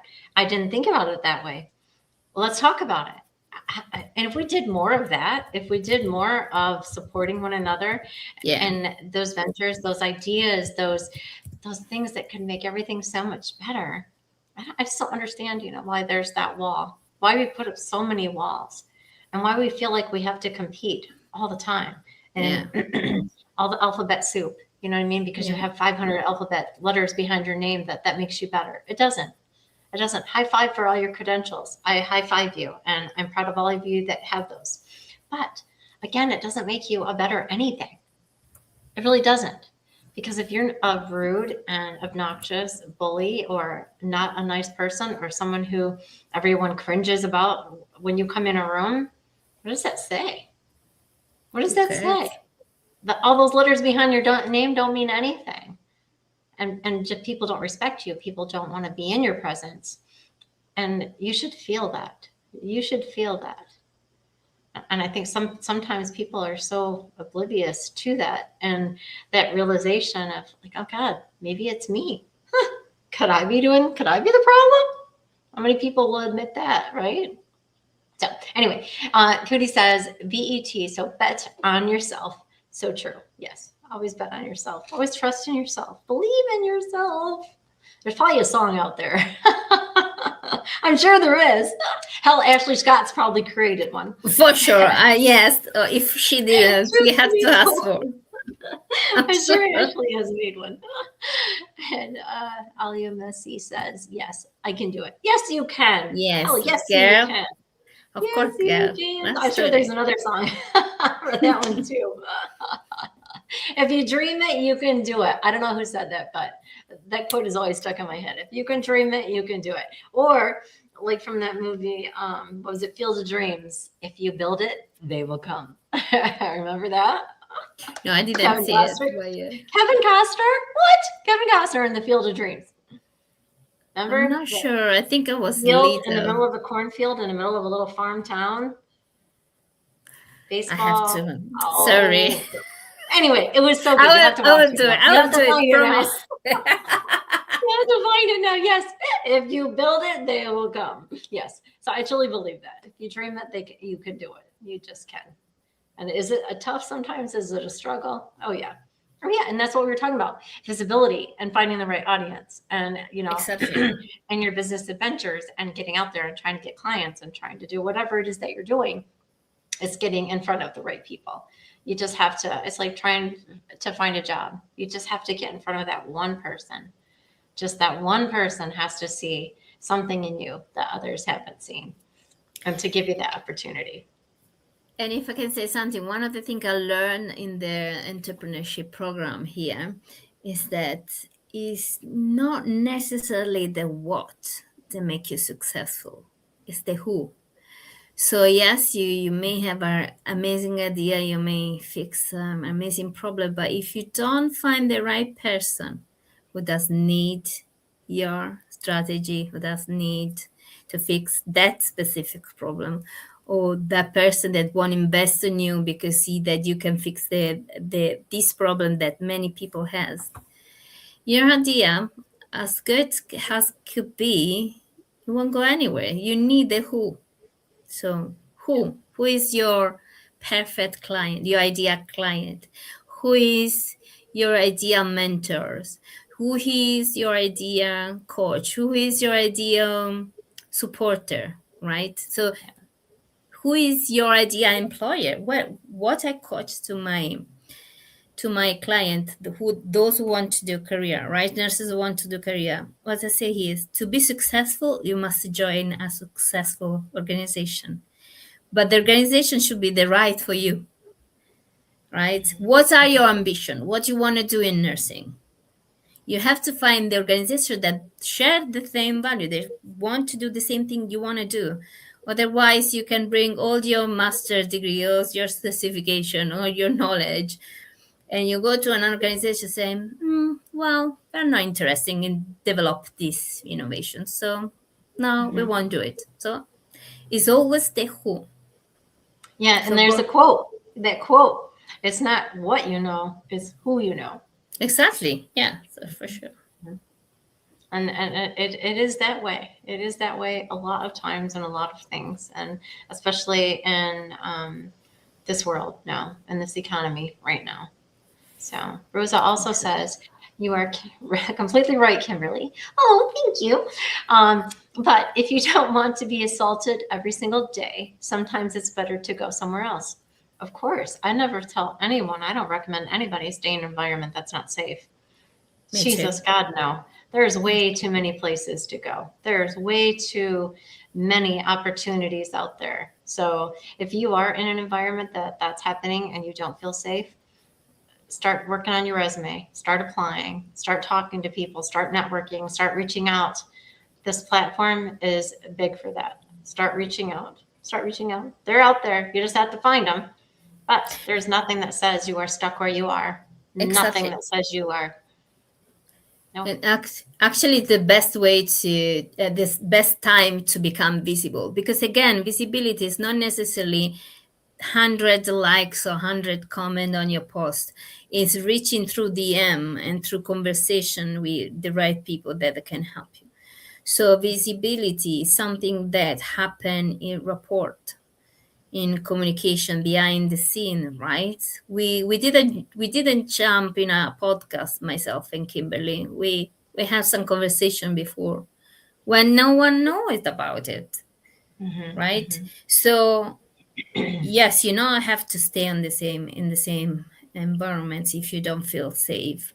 But yes, you still be able to build something, to be visible. You not necessarily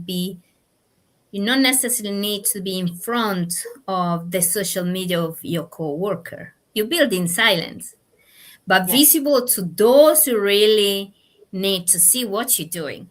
Yes. Right. Yeah, they say, what did they say? I actually saw a video the other day. I'm trying to think who it was now. God, I can't think of his name right now. It wasn't, maybe it was Tommy Lee Jones, maybe. Big actor. Anyway, but he says when you're building something, be quiet, be silent about it. Don't tell anybody. That's Don't tell anybody for the 30, 60, 90 days. Don't talk to your spouse. Don't talk to your family. Don't talk to your friends. Just keep it to yourself and watch it grow. Watch it build. Watch it become something. Then that's when you share it, because then you've bypassed all of those naysayers that won't, you can't do that. That will never work. You bypass all of that. So that's when you come out shining, and that's when you come out with, I knew I could do it. I knew I could do it. I didn't need anybody to tell me I couldn't, or how I would fail, or that will never work. I didn't need anybody to tell me that. I had that already in my head. I already had that. Oh, maybe this won't work. You have those doubts, and then you have that argument with yourself. I know I can do this.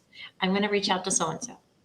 Let me see who maybe in my network I could reach out to that might know something about this. I mean, isn't that why we're all here? We're all here networking. We're all here making connections and building something. We're all here building something.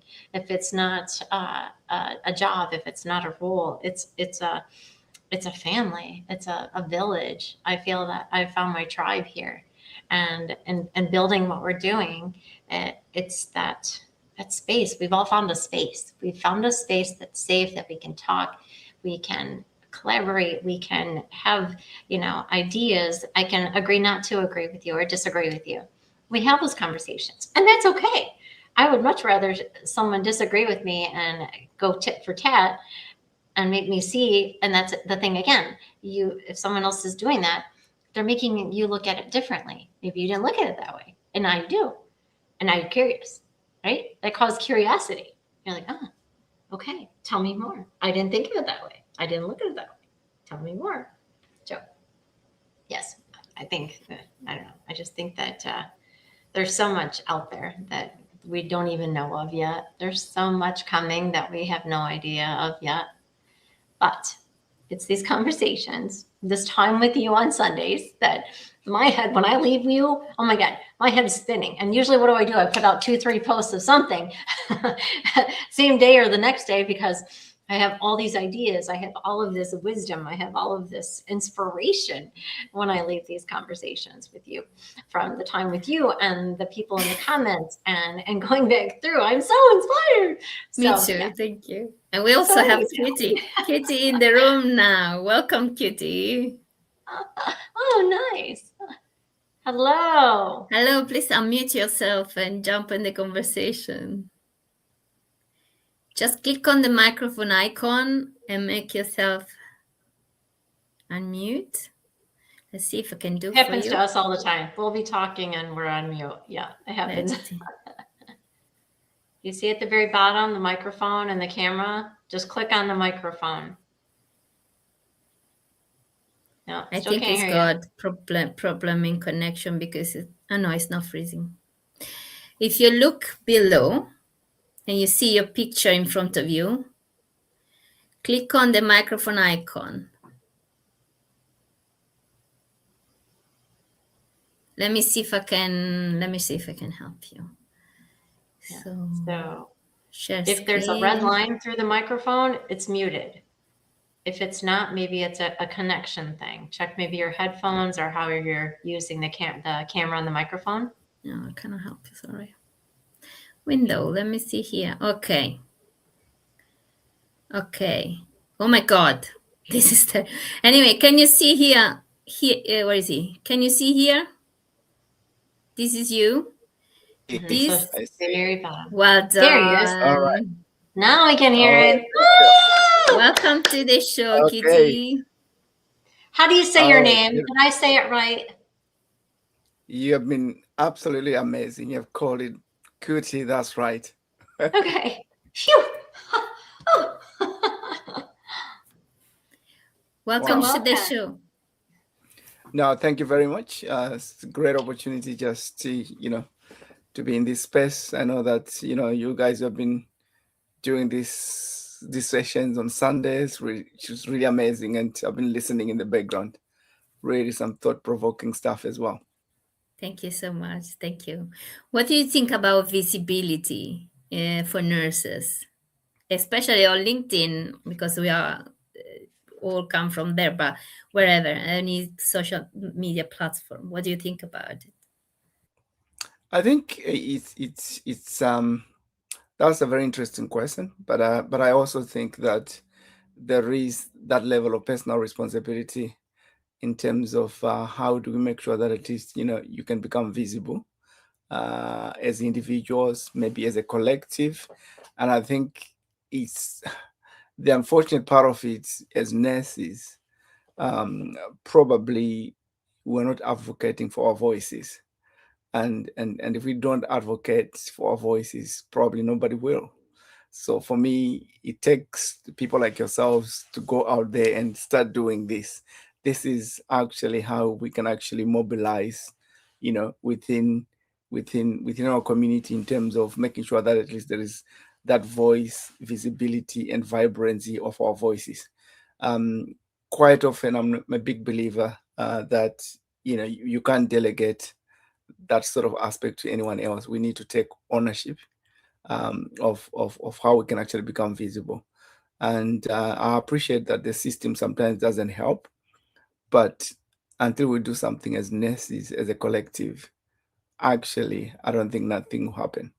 It's going to take a few people that will really be intentional about making themselves visible, whatever those social media handles are. It's really just us taking ownership, but also making sure that the communication is appropriate. Because the problem is that sometimes we just need to be very mindful of having some guardrails around what do we say on social media platforms, because once something is out there, you don't have control over it, if that makes sense. Absolutely, so true. Kimberly, what do you want to say? Yeah, I agree with you, Katie. Sorry, I had to find the microwaves or the microwave, the microphone, so I could unmute it. I think that's so true. And invisibility and finding your voice in this profession. It's not about being the loudest voice in the room. It's not about being obnoxious. It's not about being insubordinate or unapproachable. It's not that. And I think that's where that threatening comes in again. People find you threatening, but it's because they are too afraid to speak up. They've seen what happens when someone else has spoke up, and we saw what happened to them. They're not here anymore. And we see how people speak up and they get labeled. They get treated differently. They get the assignments that are less than nice. And there's all of that hierarchy that comes in. And I don't mean titles. I just mean where, say, I've been here longer than you, or you haven't been in this profession long enough to even think that way, or how dare you talk about it like that, or you're talking about somebody that's been here at this organization for 20 years, but his behavior is completely unacceptable, intolerable, but it's allowed. It's been treated as okay, and that's a problem. But in the opportunities that we have in being visible, it's not because we just are talking just because we're talking.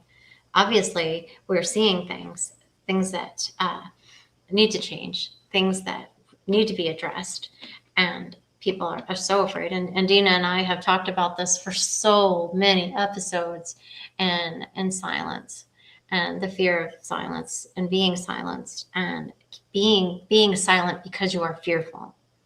Silence has so many definitions in our profession, and I too think that having these conversations and having this opportunity today for people to pop in and be live with us is another opportunity to hear the voices, that may be feeling like they've been silenced, like they have nowhere to go. They've been talking, or they have something to say, but who's going to listen? Oh, I really want to bring this up, but who's going to listen? what room is safe to be in? Is there a safe space? Is there a safe room? And we were talking just a little bit ago, and how LinkedIn, so many people are afraid to comment, or they're afraid to share a post because, well, wait, how's that going to look to my employer? Ooh, so and so might not. They might not see it the same way I do, or I might lose my job because of something I've posted. Happened to me. I can speak to that. I can speak to that from experience. Happened to me over a post, and there was never a conversation. It was just merely an email. We're going to have to end our contract with you because we don't feel that your post aligned with our mission. There was no conversation. There was no phone call. There was no person-to-person conversation. It was simply done through an email. And, I was really saddened and hurt by that for quite some time. It really bothered me because, for one thing, they said that I wasn't a nurse advocate. I wasn't advocating for nursing. Well, I'm here to flip and tell you, that's all I do. That's all I do is advocate for our patients, for our nurses, for our staff, for our teams. Every single day in my posts and in my stories and in the comments. And so that really hurt me. And, I could have taken that bruise and stepped away from this platform and stepped away from Dina and talking and feeling like, maybe I shouldn't be talking. Maybe this isn't for me. But then I thought, at the same time, you know what? Hell no. That right there was a bully. That was someone who couldn't see what I saw. But I have almost 10,000 followers that say different. I have DMs that are filled all the time telling me, thank you. Thank you so much for saying that out loud. Or I'm going through this at work. I'm struggling. I'm mentally depleted. I watched the episode and I left there feeling inspired. I left there knowing that I can do this. I can get through this. And there are other opportunities. There are other ways to get around this. There is a chain of command. There is a ladder. And I have to stop being fearful of failing, fear of being labeled, fear of being fired. Because we all have beliefs. We have values that drive us, that guide us in everything that we do every day. And I know that I believe in this profession. I believe that what we're doing in this profession means something. Every single day, every interaction that we have with every single person leaves a mark. It leaves a fingerprint. It's impactful. So I would say lead with intention, be intentional, but be careful, be cautious. So I'm truly glad that you've joined the conversation with us, Cutie. And I'm sorry, I kind of went off on a little tangent there, but I just felt that, I don't want to sit up here and thinking I'm all high and mighty. I'm not. But I've been through some things. I've been through that derailment, that dismissal, that it, as you can tell, it left an impact for me. But now I feel like my voice is just louder. My voice is more empowered. My voice is not cocky. My voice is confident. So thank you.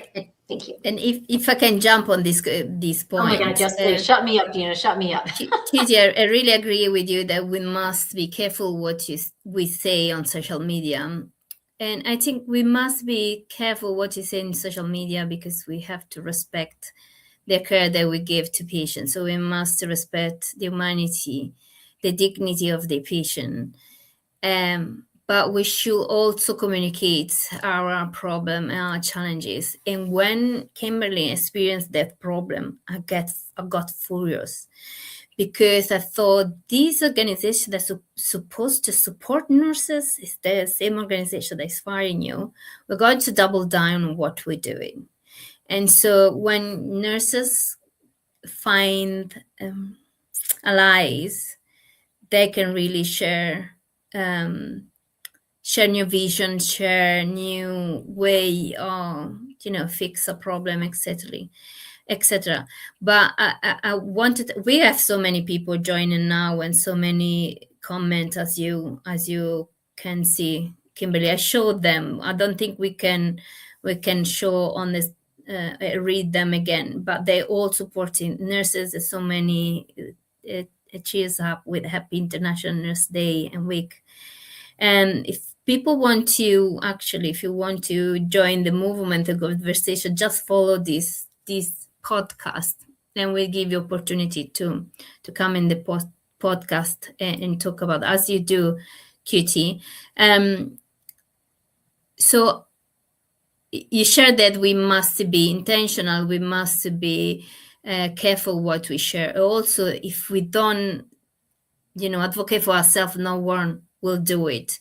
How do you, because I see you on LinkedIn, how do you use LinkedIn? I don't know if you use other social media to communicate your ideas and your things. How do you use LinkedIn in this way? Can you give an example? How are you doing?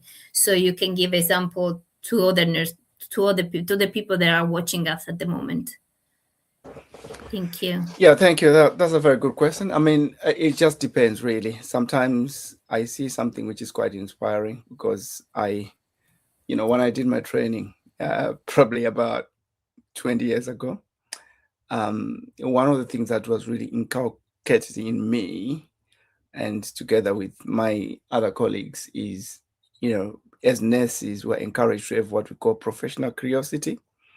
So I think one of the things that can kind of get lost in our profession sometimes is probably because of burnout, and people probably are just going through the motions, and sometimes it's very easy to lose that professional curiosity. I currently work in an organization where I oversee services. I was talking to a nurse who was just expressing that probably they don't feel heard by the doctors, but I was kind of holding the mirror back to them and actually saying, look, I know when I did my training, I know when I was newly qualified and being in a ward round, and the doctor do have respect if you've got a voice and what you're talking about as a nurse. And it's very easy to just say, I'm not being heard. But if we're having those civil discourses, civil conversation, and we understand that we can influence certain decisions at whatever level we are, because I believe that leadership is about influence. It doesn't matter whether you've got a title or not. There is space for us to influence things, to influence outcomes. So I think there is also a tendency, this is just the human proclivity, there's a tendency to go into learned helplessness and to say, like, oh, there's nothing we can do. But actually, there is spaces where we can start to influence, as long as, we are disagreeing with people respectfully. And I think there is space for that. And also there is space where, if you think that you cannot influence enough, I'm a big believer in taking, if I can't change people, then it's time for me to move on. And I don't take that personally. I just say, you know what? I'm a professional. At the end of the day, if I cannot change this system, it's important for me to do something about it. So I tend to want to take more personal accountability, but also challenge where you need to challenge. But that challenge has to be done respectfully. You can also challenge respectfully. So I think it's really striking a good balance in terms of how we can challenge this system, how we can influence the system. And I've got a privilege now, where I'm working. I've got a leader, and part of the agreement, the rules of engagement, is to say, let's disagree well. And disagreeing well is not taking things personally. So sometimes we have these debates, but those debates are very healthy. Yeah. Similarly, in any relationship, it's about establishing what are the rules of engagement. I've got a wife. We've got an agreement in terms of, yes, let's disagree, but let's disagree well. My wife is a nurse as well, so I'm probably oversharing here. So what I'm just saying is, there is space to disagree well. And I'm a big advocate for civility. Let's be civil about it. When we are disagreeing with people, let's just be civil. And I know very well a couple of years ago, I had to leave an organization because I just thought our values were not aligning. But I did not throw tantrums about it. As a matter of fact, my line manager felt guilty because something had happened. They said, "Oh, is it me who caused this?" And I said, "No, it's not you. I take 100% responsibility for my decision making here because I just knew that we're not aligned in terms of our values." So I just think that it's it's an interesting thing. I'm not trying to sound a little bit Pollyannic here, but I'm just saying is sometimes the reason why we encounter some challenges is probably it's about sometimes the delivery of messages because it's always a conversational dance. How are we handling this? How are we handling bosses? And sometimes, yeah, it's just an interesting perspective. I think I can't say, you know, I've been perfect in my relationship, but I learned so much from my mistakes as well. But I look back and say, look, I could have handled that situation a little more better. And although they were wrong, because two wrongs will never make a right, but it's being driven by, some of those right values. Oh, so inspiring, Kitty. Thank you very much. And I agree with you 1000%. And the delivery of the message, as you say, this is so right and important because sometimes challenges arrive because we have to grow. Because unfortunately, we love comfort, right? But we really grow in uncomfortable situations. So sometimes challenges are good delivery of change and of growth, because in the challenge that you actually find your path and you grow. And I respect your decision to leave the organization. That actually what I'd say to my clients. And actually what Kimberly just said early on, you not have to stay in the same place if you feel that you don't feel safe, or even if you don't feel that you and your organization still sharing the same value. Because at the end, the burnout really come to nursing, because nurses push themselves in a place that don't respect they work, that not share the same value, and so they push through. And actually what I thought this during an event I've been invited to. I wanted really to explain the differences between resilience and endurance, because unfortunately since COVID, organization and hospital has told to us the concept of resilience when we actually were endured the moment. So endurance is important in high time of stress, but endurance at some point have to stop. So we endure until we can reach, certain things, fix a problem, go over a pandemic, but then we have to pause and reflect on what we endure. And then there is resilience happen. But resilience is a moment of growth, actually. It's not a moment that you keep going. That is not resilience, that is endurance. So I wanted to share this concept, and I did this talk because nurses still think that you have to be resilient, you have to go through all the difficulty and be resilient. No, it's good, it's right to be to endure if it's need to endure, but endurance is not sustainable on the long run. Yeah, you have to pause and you have to recognize, okay, this organization doesn't give to me anymore what I was signing for.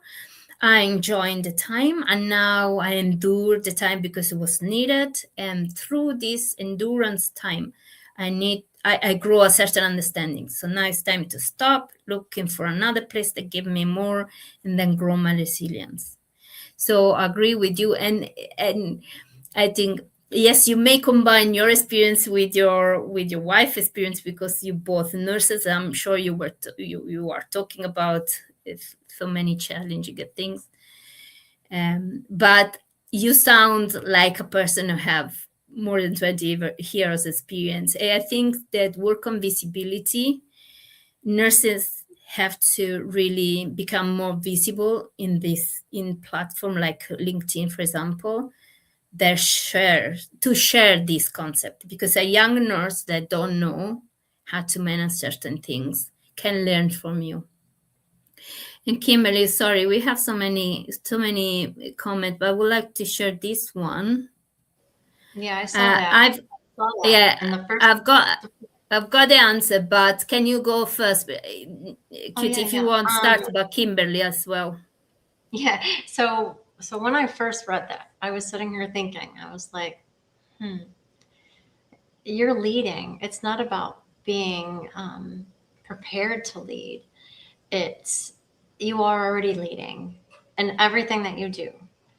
Every nursing class that you come into, every time you enter that hallway, every time you step on a unit, you're in a clinical, you're leading. You know, that goes back to that quote, you lead by example. And you are a huge example. You are showing other people how to perform, how to teach, how to protect, how to be curious, how to share your knowledge. You have the opportunity each and every day that you show up as a nursing student, as a nurse, to show everyone, the next generation, especially if you are a nursing student, how things can be done in the right way. And I always tell people, if you know what you know, but when you don't know something, you don't know it. So don't be afraid to be curious. Don't be afraid of being shamed because you don't know something. Because I'm here to tell you, 36 years in healthcare, I'm learning something new every day. I'm always asking questions. You know, I'm always asking questions. I'm not afraid to say, I didn't know that. Or I'm not afraid to say, hey, can you explain that? Because I'm not understanding it. Or it went poof, right over my head. Please try again. You know, so I think in nursing students being prepared, I mean, there's a lot of ways we can prepare them. But I think, like Dina and I always talk, it's about the self-awareness. It's about being aware of how you show up. It's being aware of what you put out into this universe and taking the time of looking in that mirror and self-reflecting. Sometimes, again, like I said earlier, sometimes like, wow, could it be me? Am I the problem? So we all have an opportunity to do better. So I feel that students always, nursing students of every kind, because you think of every type of student that comes through the door and every role and every department, there's a student. There's paramedic students, there's the x-ray tech students, there's all of these students. And you have to remember, they're watching every single thing that you do, and they're learning how to behave. They're learning how to perform a procedure. They're learning how to treat other people.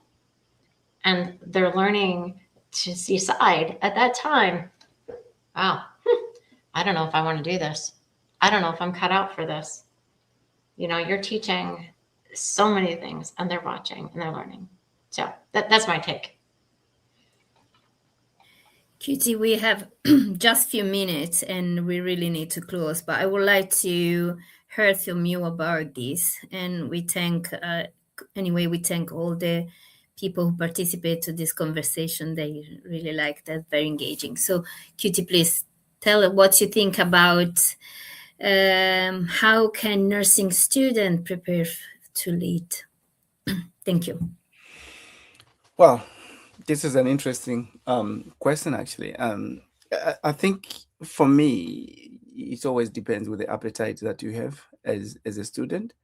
I've had the experience of mentoring students myself.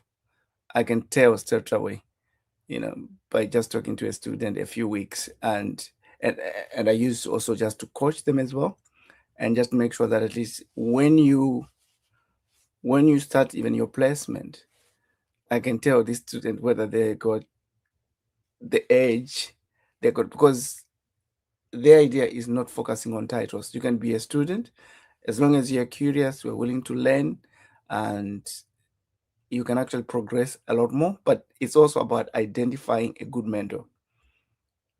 In your opportunities, you might have someone who is signing off your stuff, but I think identify a good mentor. A good mentor will walk you through, get you the experience, to make sure that at least you know the ropes of the jobs. And I think it also depends with your level of adaptability. In this day and age, I think students have got a great opportunity just to accelerate their career a lot more than when we did our training, because there is so much information out there. There is a lot of things that you could actually be. There is AI collaboratives you can utilize. You can challenge people also through, you can challenge your mentors as well. So there's different ways of accelerating your learning. A couple of years ago, I had the privilege to work with colleagues where I had to promote someone who was newly qualified to the upset of quite a few people. A lot of people, they think that they have to be promoted because they've been there for a long time. We don't promote people because of experience. We promote people because of the expertise they bring to the table. I realized that although someone was newly qualified, they were brought more expertise, because sometimes you can be experienced in doing the same things and probably not elevating. So I'm saying that in my career, I remember the people that mentored me. I ended up managing them. This was a few years ago, but this was quite respectful. They respected the person I was. I respected them as well because they were my mentors. Because you can have students that will be your managers in a few years' time. So it just depends with the appetite that the student has. So for me, you have to identify who are good role models, and also you have to learn what to call reverse role modeling. These are the people that you say, look, actually, I don't want to be a leader like that. And a lot of things are happening at the moment in terms of leadership. At the moment, I believe that most people are promoted for their IQ, for their emotional, sorry, for their most people get promoted because of their technical expertise, but they actually get fired for a lack of emotional intelligence. So what I'm just saying is there is a lot of things that can accelerate your career. And I always believe that your gifting and the knowledge may take you up the ladder, but it is the character that will keep you up the ladder.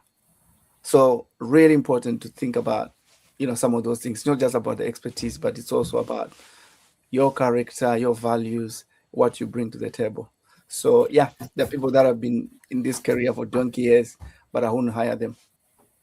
Yeah, absolutely. And I agree with you. And we are about to close. I'm sorry, but we really are on the end. And this was a powerful conversation. Thank you, everyone who joined us today from LinkedIn, Facebook, and YouTube.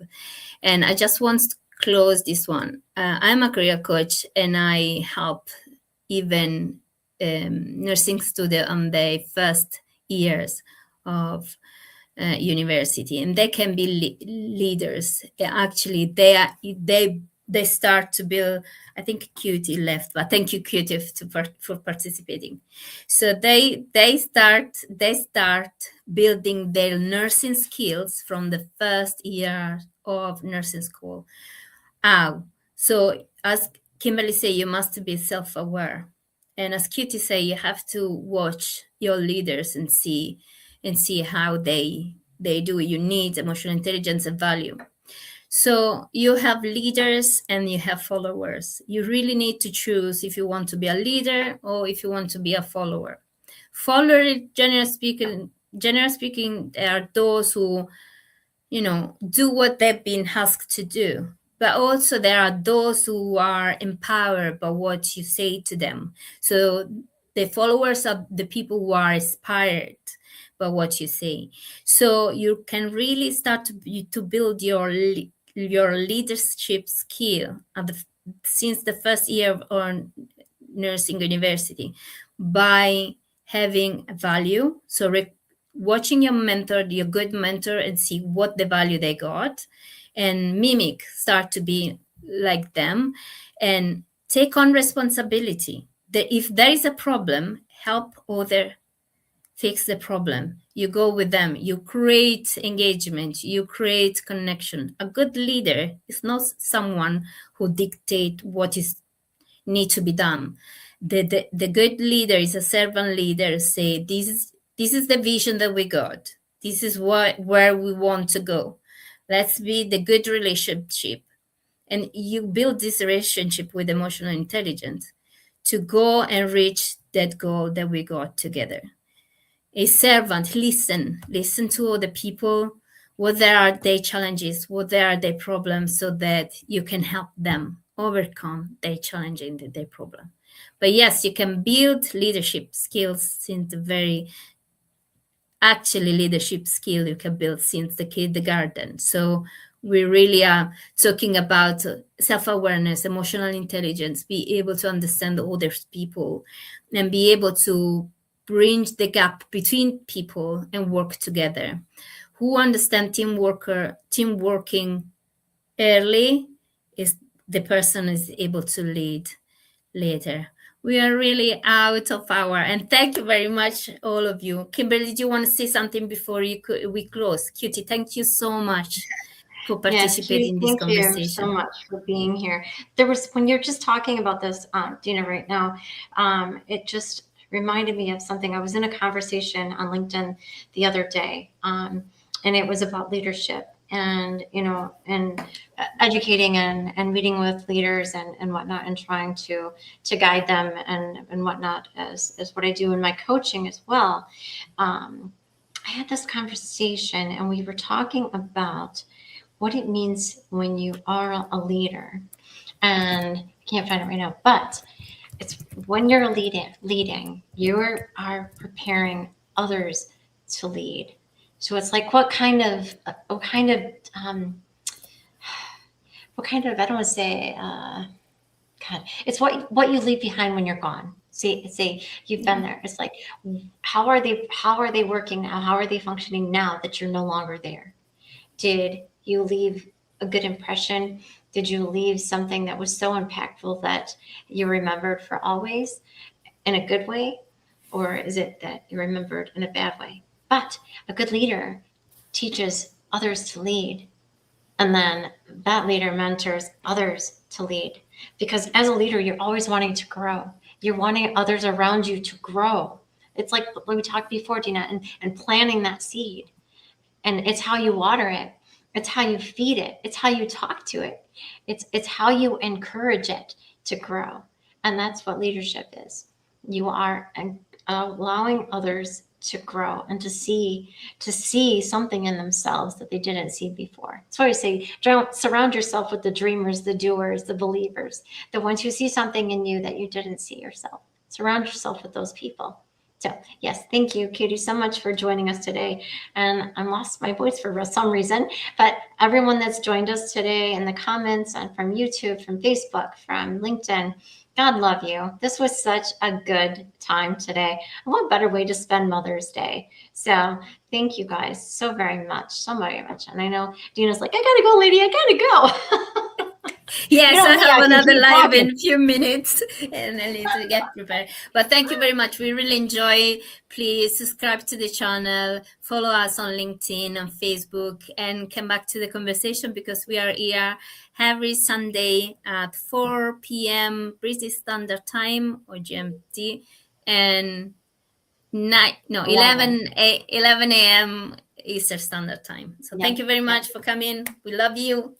Speak soon next Sunday. Thank you guys so much. And I hope if you did not catch the live that you will watch the recording, and please reach out to us. You can always reach out to Dina and I, or now Cody is in the comments. Please reach out to him as well.